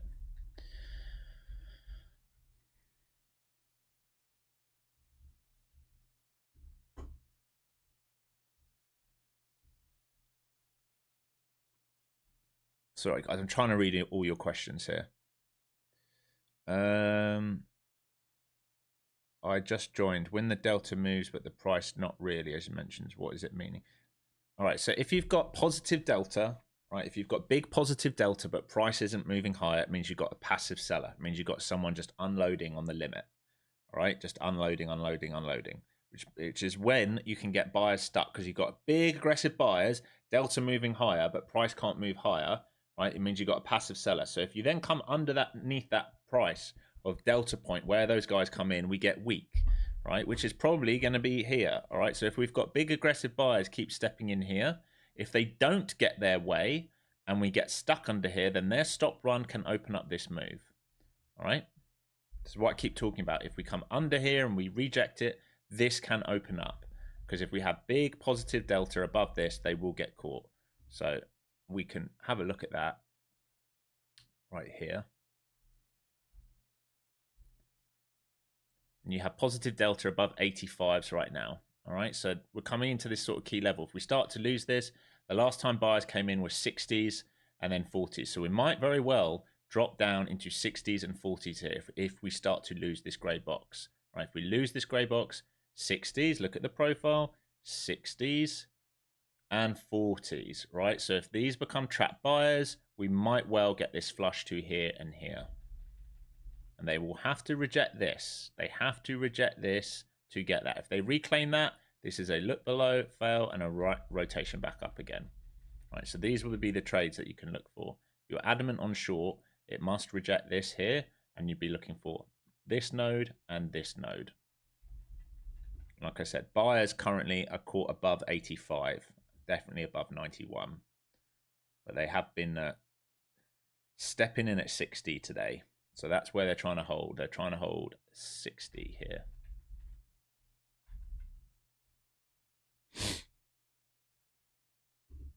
So this will need to reject now for sellers to take control, for at least to fade down to 60, which is what they're trying to do. They're trying to aggressively step in here. If they fail to do it, there will be a squeeze. If they reclaim this grey box, there'll be a squeeze out to high of day. That's the two sides of the tape. So if sellers can step in here, you get this. If they reclaim, then they'll probably get a high of day squeeze out.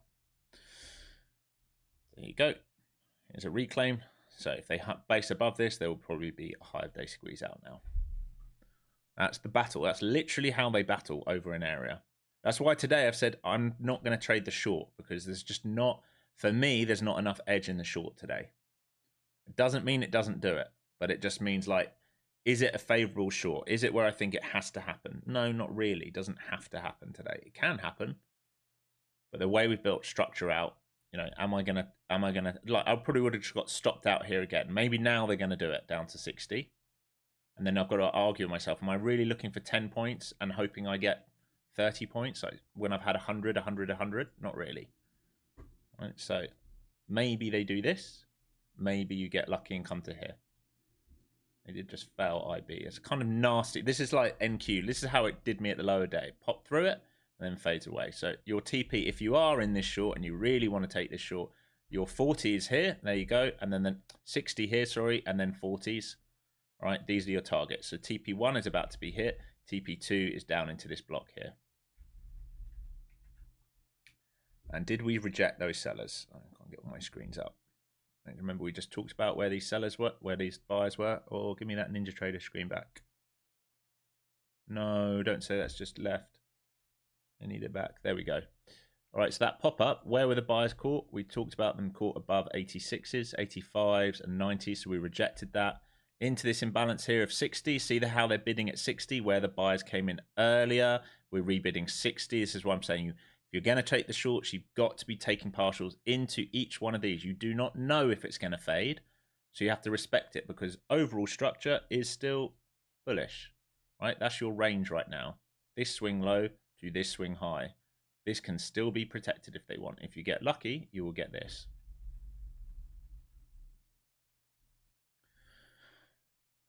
Working hard to try and teach you guys today.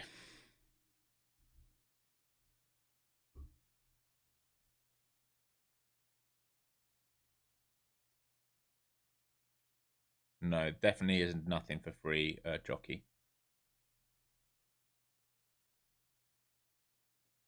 Spoofing is illegal. It is, but you've got to prove that they're spoofing, and it's quite hard to do. They might just be like, well, I wanted that price, and then it came up, and I didn't want that price, and, you know. Yeah, Luna's great. She's doing great. Thanks, mate. She's currently asleep in my bed. All right, so maybe you guys will get your 40s now. So I'll be watching into sort of 45 all the way down to 33s. I would be taking at least 80% off into here. All right, because you are not expecting price to move under here today. If you get under there, you'd be very, very happy. So you've hit TP1. This is TP2. Buyers became trapped up here, failed to break higher. It whipped you out probably the first time and then dropped down because it's NQ and it's a little bitch that way. And now you have to see what's what.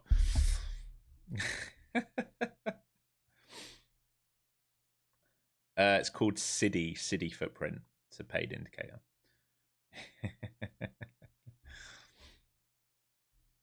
No worries, guys. Doing my best here.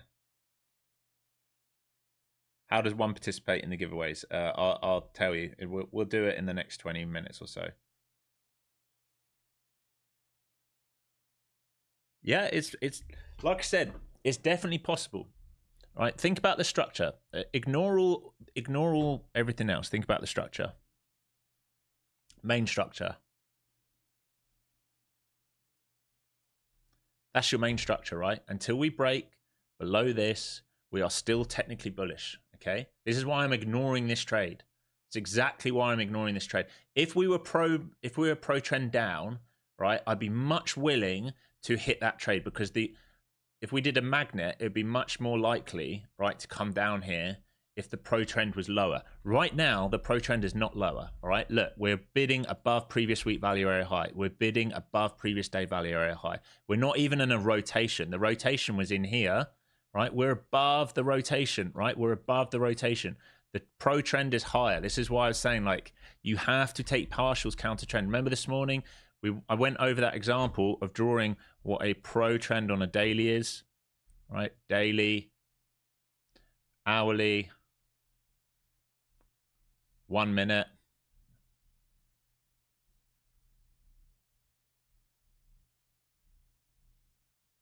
Right, what you just took is this. Right, if you took that short, what you took is this, but the easier move is higher. Remember, we went over that a couple hours ago or an hour ago or so. All right, so there you go. Didn't even get to that 40s, did it? Held in the low volume node. Didn't even get down here. Held it and reclaimed the squeeze.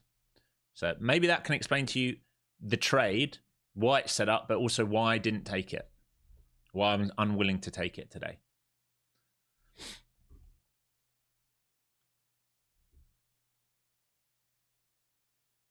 fundamentally, there's no reason for NQ to go up. I actually disagree with that. I actually strongly disagree with that. I wish I didn't disagree with it, CC. I really wish I didn't disagree with it, because I want the market to do a gigantic pullback.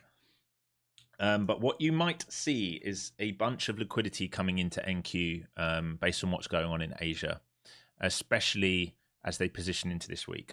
Hopefully that doesn't happen. Hopefully we get a giant sell-off. I would much rather that happens, but yeah, it's very, very, very, very, very possible with what's going on in Japan that you see more liquidity come into the market. I would also just watch out for some of Trump's comments. I mean, if his cronies, based on what he said in Davos last week, it's not too dissimilar to what he said in April last year when he said buy the market. He's talking about the market doubling at the moment. Like, I don't want to believe his bullshit, but you just fucking wonder. We've been going sideways for a while. I would much rather see this market pull back. I'm with you, CC. I know what I'd like to see, but at the moment, we're not seeing it. We are just not seeing it. The New York VMAT, where is that in TradingView? It is not in TradingView. You can just do an anchor view up to the New York Open. This is an indicator made by someone in our Discord. So if you're in Discord, you can get it for free. It's not mine, so I can't give it out. Mr. Biggest Nobody, my first time here. Good to listen to you explain NQ. Oh, thank you for joining. Santa Rally moved to Chinese New Year. That's hilarious. What is it? Is it year of the horse? Is that right?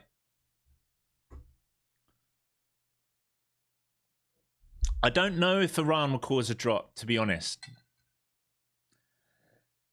War very, very rarely is bad for the market. The market, what I'd say, look, new highs. All I can say is this market is very, very, very strong. And when it should be, letting go, it isn't. And all we can do is, this seller's still up here, by the way, folks. You just had a 192 lot try and buy through him, and he's still there, absorbing the tape. So just be aware of that. So now you have major divergence. You have Delta now negative, and us at all-time highs, high of day, sorry. All right, so you have divergence here in the tape, which means you've got someone trying to step up. It's a 1 minute SPT. This is just a 1 minute here.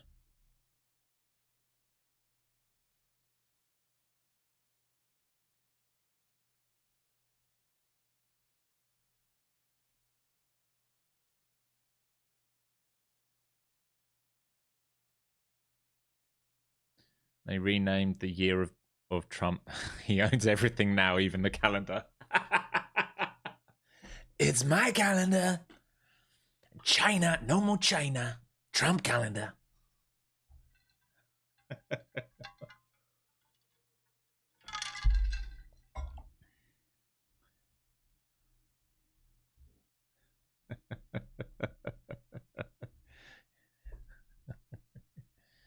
They said it was the year of the horse. It's not.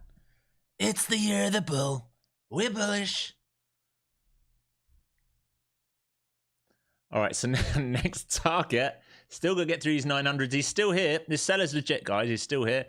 And then once you get through that, you're looking at 907s. And then there's a ton of stops up here into 950s. All right, so that 100 lot just got filled. So he was not a spoofer, like I said. So 261 lot buy side just come in here and filled him into 900. So you have buyers coming in here trying to aggressively push this market higher now. And their next level to get into is 25s. And after 25s, they're looking for 55s. This is why I was saying I personally wouldn't be bearish today. We called this trade down here, but I gave you the good reason I wouldn't take it. Even look at the flow zones. Deep pullback, absorbed it. All right, the rolling fibs absorbing. Why am I so good at that? Just probably watch Shane Gillis too much, to be honest.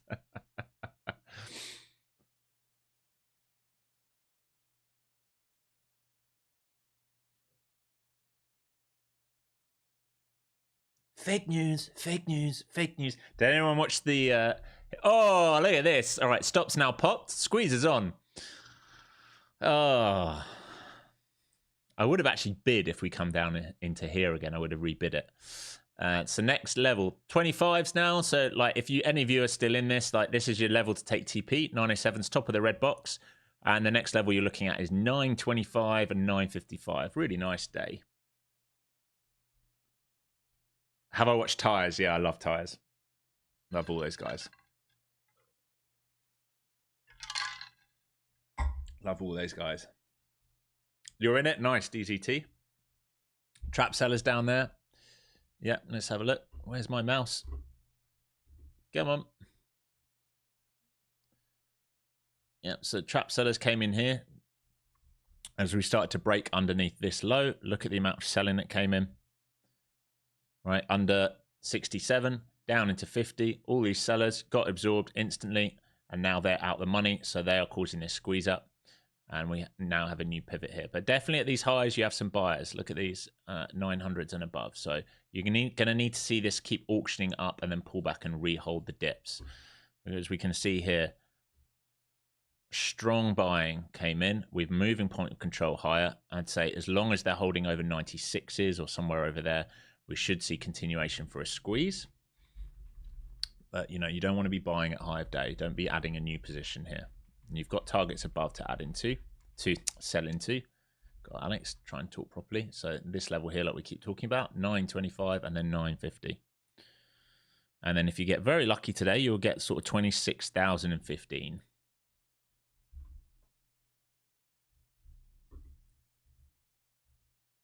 Nice, Dean. Great work. How can you join Discord? It's for members only. All right, it's not a paid Discord, but you do have to do the course. We talk about that quite a lot. It's not because I'm trying to gatekeep. It's actually so that the Discord works well for everyone trading the same way. All right, so if you go to flowzonetrader.com, and it's just a one-time fee to do the course. You want to go to this trading course here. It should be, they should have put prices up. If they haven't, they still haven't put it up. So 649, one-time fee. All right, it's a 20-hour on-demand course, and you get a version of the flow zones and Discord for life. All right, so it's just so that everyone in Discord then knows what they're looking at. All right, everyone's trading the same way, because from experience, I've been in lots of Discords over the years that when they start to go wrong and fail, it's when they're either free or they're gatekeeped at monthly fee and everyone's trading in different direction. Here you go. So it's starting to lift now. 26s now. They are adding liquidity above now into the 30s. So squeeze will be here all the way up to 30s at the moment. And then through there, 950s. All right. And then we've got a big pivot here into 950s. We get over 950s. My expectation would be 26,000 on the day. All right. If we can get over 950s, then my expectation would be 26,000.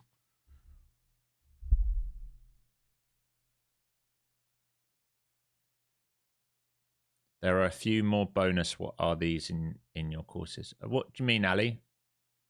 I'm not really sure what you mean there, my friend. Let me know what you mean. I'll try and answer any questions.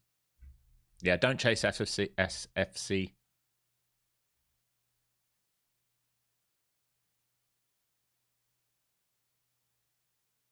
GC tanking, I'm still up 1.83%. Let me have a look.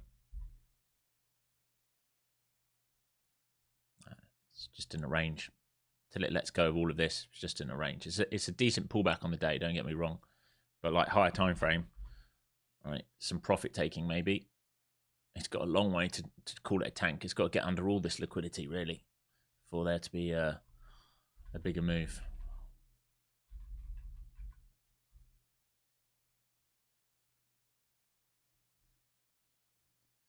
So into that grey box. So you hit TP2, so TP1, TP2, TP3 up here, and then if you get really lucky, your previous week value area high, no, not previous week, the week before will be 26,020-ish. You should be locking in no matter what.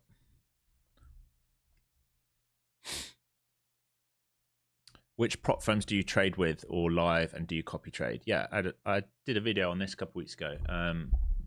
Top 5 prop firms to trade with are Apex, Funded Next, Lucid, Tradeify, Take Profit Trader. Those are the 5 that I trade with. And do I trade my own money as well? Yeah, but mainly swing positions, right? Swing positions for my own money. In fact, I just took another, I can just show you here. I just took another, literally just came in. It's another payout request from TPT. Just gone through now. Fantastic.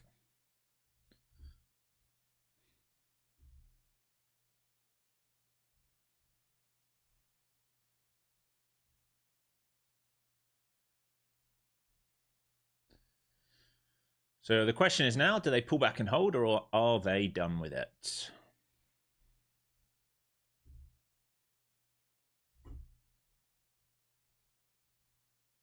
Are they done with it? It would still be the same levels for the remainder of the day, right? Until they let go of all this node, there's just no reason to get short. And really, the biggest short will come when we let go of all of this. And we might not.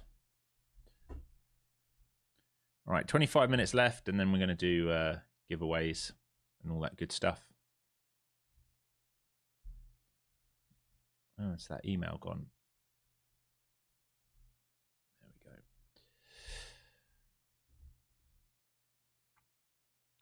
Is there a website? In your website, there are a few bonus courses and indicators with extra charge. Yeah, so like if you want the pro indicator, it's an extra charge, or if you want to upgrade to the volume and order flow course, you get like $100 off that if you do it like all in one go. That's just up to you. You don't have to do it. So from overnight node to 26K, it's 700-point day. Yeah, there you go, CC. Crazy. But it's very possible. I mean, look, we're only 0.64% up on the day, right? Because you got to remember the gap fill was here, right? This yellow line is last week's close, right? This yellow line, right? So everything that happened overnight, I don't know if you were on the weekly newsletter, but this was the big level, all right? They reclaimed, all right? Look at below and fail. They held, they came down, they held again. That's 550 showing strong. They fill the gap. All right, now we're flat on the day, and now we're bullish. All right, so all that happened was anyone who was net short got smoked. Most people would have been net long down there, though. There was no reason to be net short down there. Remember, 550 to 750 was the rotation.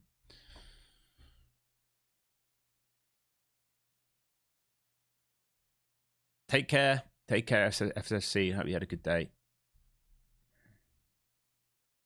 Stop loss hit with profit. Nice work, DZT.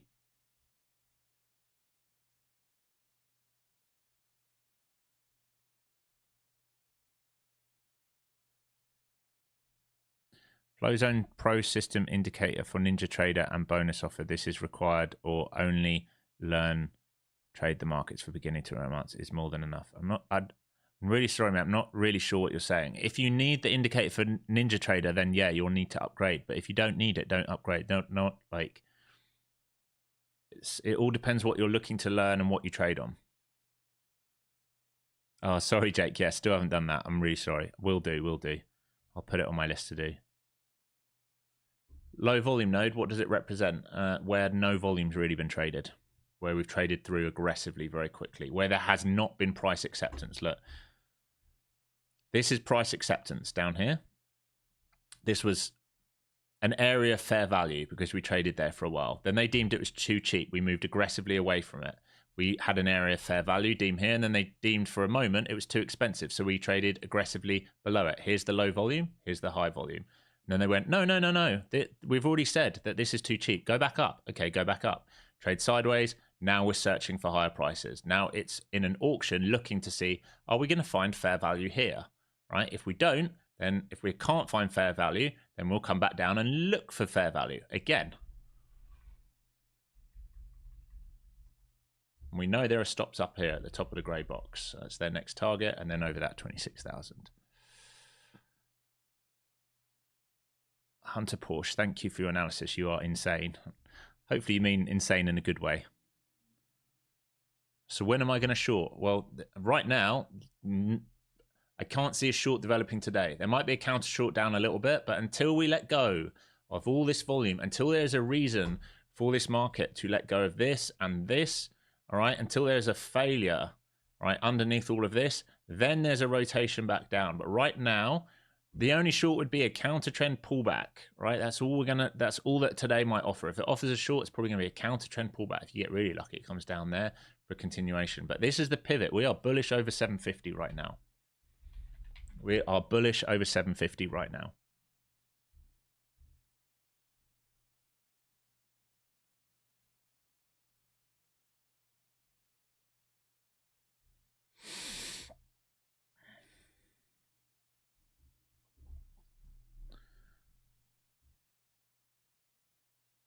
The other Dave, if you need it now, my friend, just scroll towards the end of the course, and there's a module that talks about Discord, and then you just do what it says in that module, and I can add you straight away. No, I don't think many people use wealth charts here. Simpleton Jeep, sorry. $2 away from passing TPT. Just take your time. Don't force a trade. Don't worry about the money. Focus on the setup.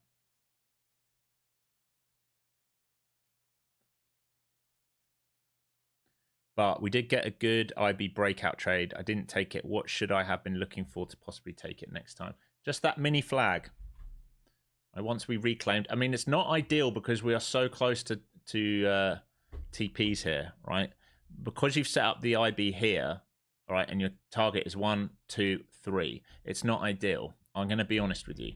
What would a better IB have been? Well, if we hadn't taken low for hanging fruit, let's say IB was here, right? That would have been a good IB trade because you've got room. I would say the IB trade today, although bullish, right? This is the same thing, right? Look, I want you to see these traps that we talk about.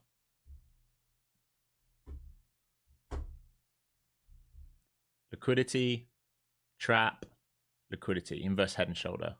2-leg, liquidity, trap, liquidity. That's your long trigger, but you haven't got much room, which is the problem now. You're buying premium to sell premium. What you want to do is buy discount to sell premium. And really, we were buying previous days fair value, actually. And then we actually bought premium. But now we're deep in premium.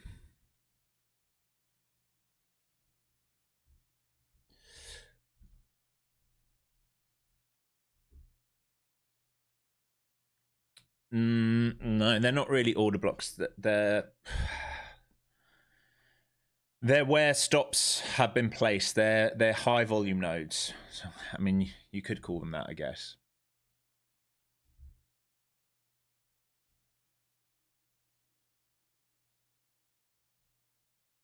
How is the grey box level determined? Based on volume.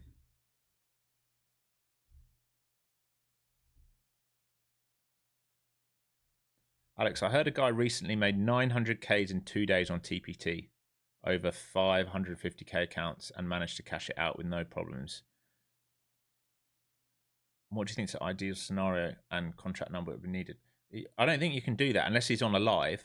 They will cash you out at 10K each account. And maybe if they moved him to live, they would have done it. If he was on a live, then yeah, for sure he could have done it.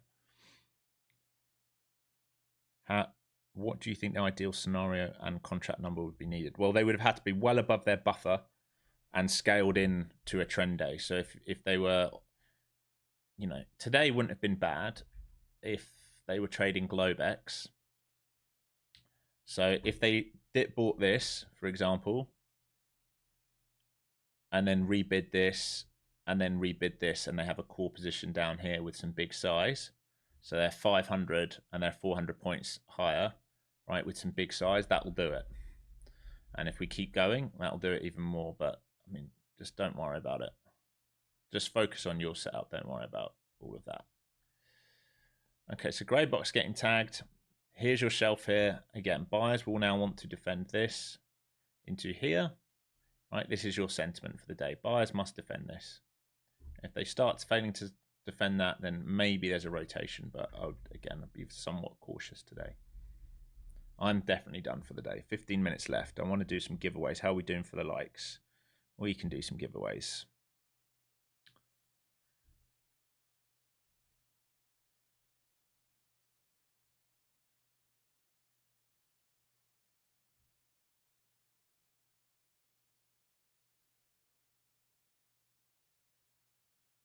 Yeah, exactly. Trader Rick, just like Wyckoff, same kind of thing, right?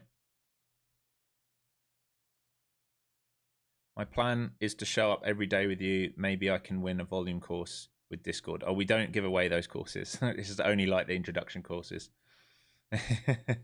Sorry, too invaluable those. Yeah, it's very possible he was a swing. He could have been a swing long buyer. The guy selling 900. Yeah, very possible. Very possible. Overall market not in sync. You've probably just got a sector like a little bit weaker. Let's have a look.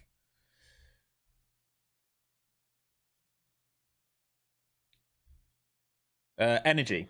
So energy today is a bit weaker. All right. So you got Exxon, COP, VLO, FANG, KMI, MPC, all down on the day. So that's the sector showing weakness. Nothing really else. Some of the semis are down a little bit. Nvidia a little bit red. MU, AMD, INTC all red, but they're being outpriced by the size of Apple, Google, Meta, Oracle, and Microsoft's moves. All of those bigger. And Tesla also red. But yeah, the breadth. I guess industrials are down a little bit. Farm down a little bit. But yeah, that's why finance is looking good, which is holding ES kind of steady. If finance starts rotating red with energy, healthcare's green as well, looking okay. Not big green, but it is green.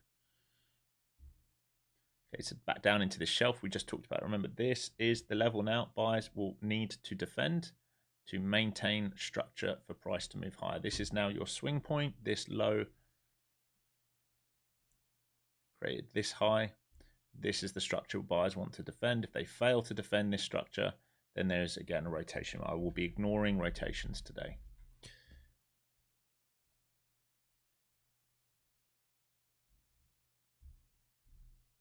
New York VWAP, how to set up. Still bidding off that grey box. If you don't have an indicator, the best way is just to come. I'll show you. Where's my anchor? Is it here? Anchored VWAP. See this setting here? Anchored VWAP. Right, you'd want to set anchored VWAP, and you go to the 930 print. So your opening candle of the day. Click on this. Go to the 930. Click on that. There you go. There's your anchor. That's your 930 print. Right, your New York VWAP. So you can just do an anchored VWAP off it. And again, there's a free video on my YouTube all about anchored VWAPs, how to use them. Is this a bull flag ES? Doesn't look like it to me. It looks like a bit more like a wedge. You're making higher highs and you're making higher lows and you're making lower highs right now on ES. It's struggling a little bit here to get that breakout.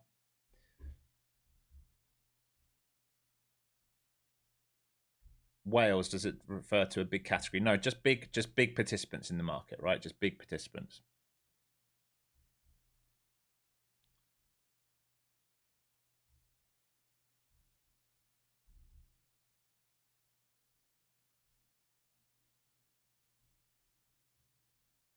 On ES, yes, you've got naked POC. You got this POC higher on ES, which we keep failing at. I know what you're talking about.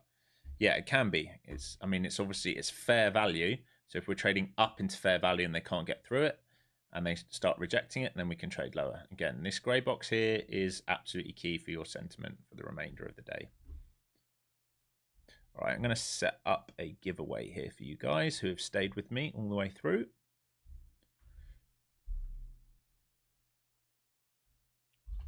Right, when we set any of these giveaways up, please don't spam it. You will get automatically banned and won't be entered in the giveaway if you spam it. So just only need to press it once, okay?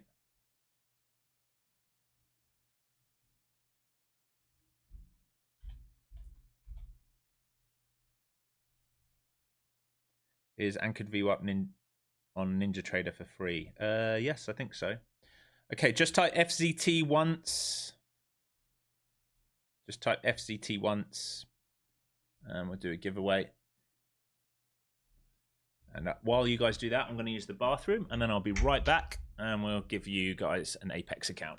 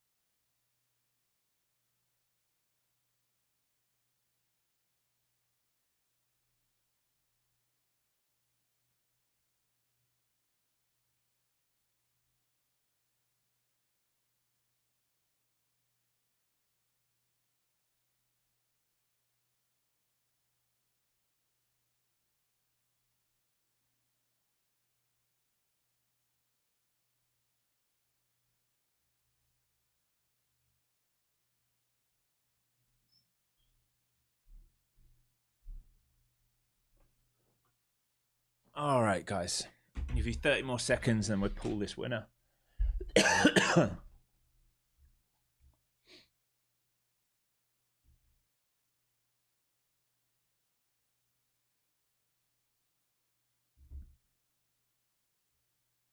Guys, you just get, those of you who are entering more than once, you don't get entered more than once. It pulls you out. I did warn you. Okay, I'm going to pull this winner in 5, 4, 3, 2, and 1. David Phillips, 4186. Congratulations. Free Apex account on the way to you. Just let me know you're here, and I'll tell you how I can give it to you.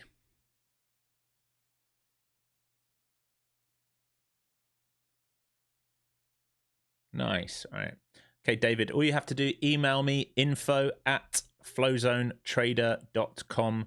Send me a screenshot of you logged into your YouTube just so I know it's you. And I will sort you out with a free Apex account, any size that you want. It's anywhere from 25K to 300K. All right, so info@flowzonetrader.com.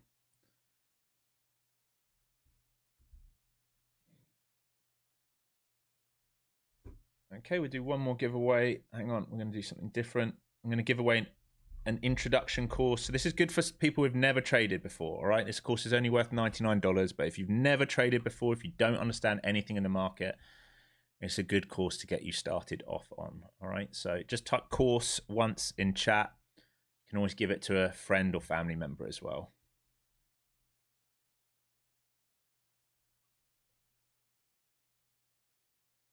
A very, very beginner course, very, very entry level.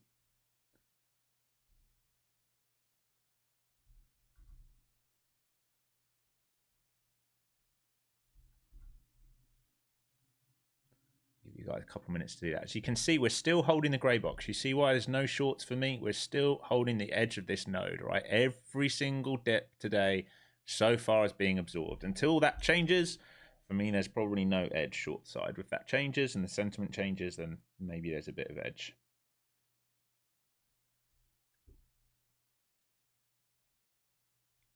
And you've got, what, about 8 minutes left to get into lunch.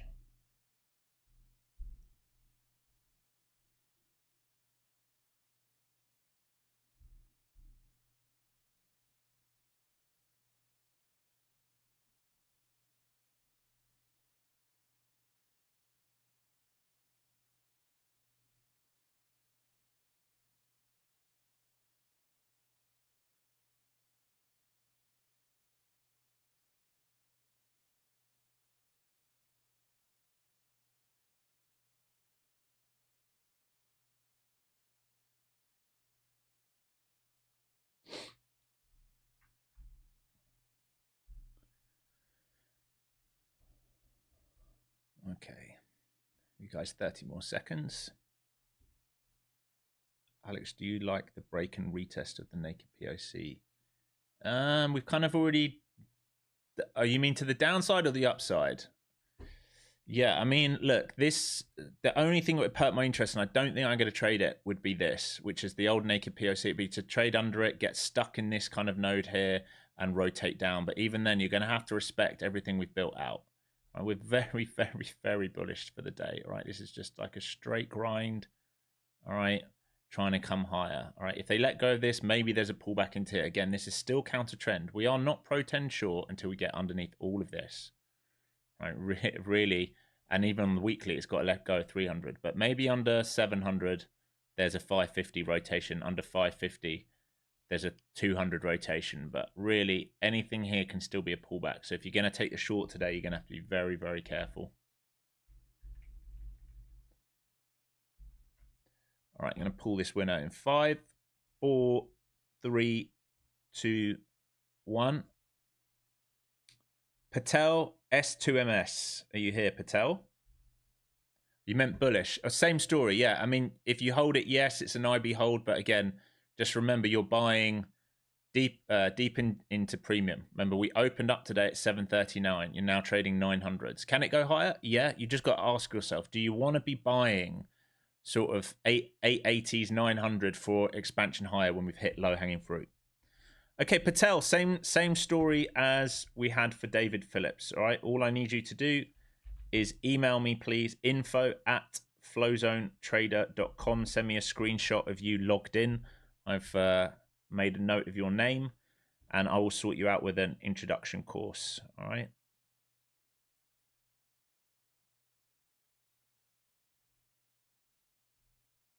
So get you all set up so you're ready.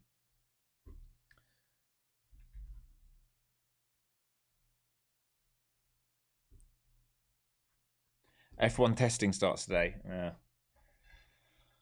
Have they announced who's? They might have announced it and I missed it. Who's going to be a race engineer for Lewis? Have they said? I know they got rid of the old knob.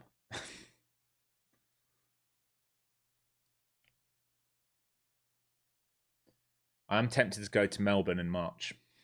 Very tempted. A friend of mine's going. It is tempting.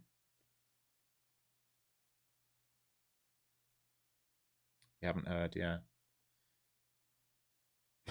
Might win a race this season, yeah. If they can get their act together. It was a joke, wasn't it, last year? Jeez, what a joke.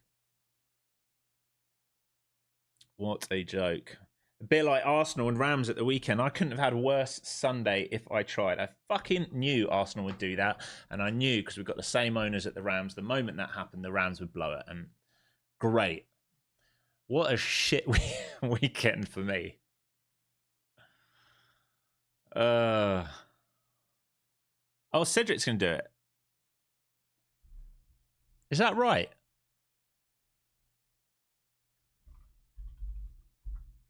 No. Is that right?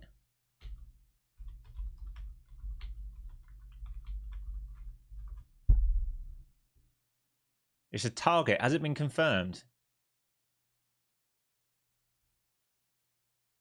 Miss Hampton's. I'm going to look now.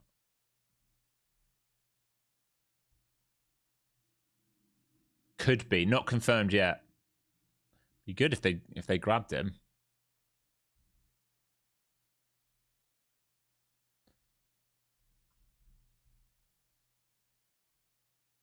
Yeah, I know. Going Super Bowl. I know. All right, mate. Stafford doesn't blow. I mean, I think there's some like really poor plays all over the field, but no, I'm in LA, Los Angeles.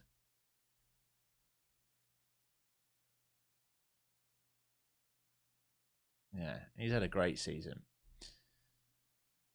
I think he was let down. Some weird play calls as well.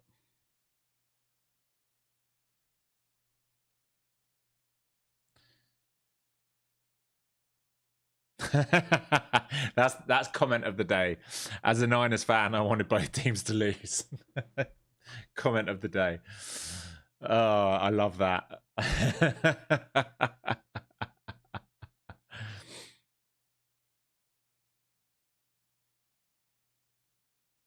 Oh, it's funny. That is funny. It made me giggle. All right, team, that's it. We are basically into lunch here.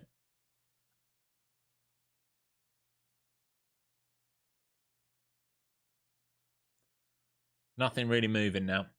Like I said, I'm done, guys. We hit low-hanging fruit for me. Can it drift higher? Yeah. Can we do a pullback trade? Yeah, we can pull back under here, but I think I'm done for the day. But if I was you, what I'd be looking for, you're either managing your long position. All right, so if they continue to hold this grey box, we can get rid of this now because we've traded through it. There we go. If they continue to hold this grey box, right, then you're looking for extension up into here. But you're right, I'm not going to buy that because we're buying. Remember, we were buying today here, here, and here. I don't really want to buy this for this. We bought this for this, and we bought this for this, and we bought this for this. We don't really want to buy up here. But if you are adamant on adding to your position or looking for a new trade, then that is what you can look for. If we lose this grey box, right, if we lose under here and we stay heavy, there is potentially a rotation into VWAP, into this node here and previous week value area high. They might very well rebid off that again. If they don't rebid off that, you're looking for next target down, current day and previous day value area high. If they lose that, then all the way down into here. I would very much doubt we see that. I would imagine they will either bid this or bid this. I can't really imagine them coming to 800s, but it is NQ, maybe. I would love to be a buyer down here later in the week now. 750s again, that would be fantastic. At the moment, it's just a continuation of the same play upside. Oh, I know. As soon as we fumbled the punt return, I knew. I was the same, man. He dropped it twice. Like, Alec, I need to stop. I just don't get it. Like, having played rugby, I'm just like, what are you? How can you drop that ball like that? Absolute douche. First timer, excellent work. Thank you. You're welcome. Thank you for joining. Appreciate you joining and following. We'll be back next year. Yeah, we will. Rams will be back. It was my first time, and I'm super amazed by what I see in here. Planning to buy the course. Oh, thanks for joining. Yeah, everyone that's new here, thanks for joining. All the regs, thank you as well. Love trading with you guys. It's keeping me going at the moment. As you know, I've got going through some pretty tough stuff right now, and I genuinely love trading with you guys. It's so much fun. Makes it super enjoyable. Do I ever trade ES? Very rarely nowadays. It does respect volume really well, but I've just got so used to NQ.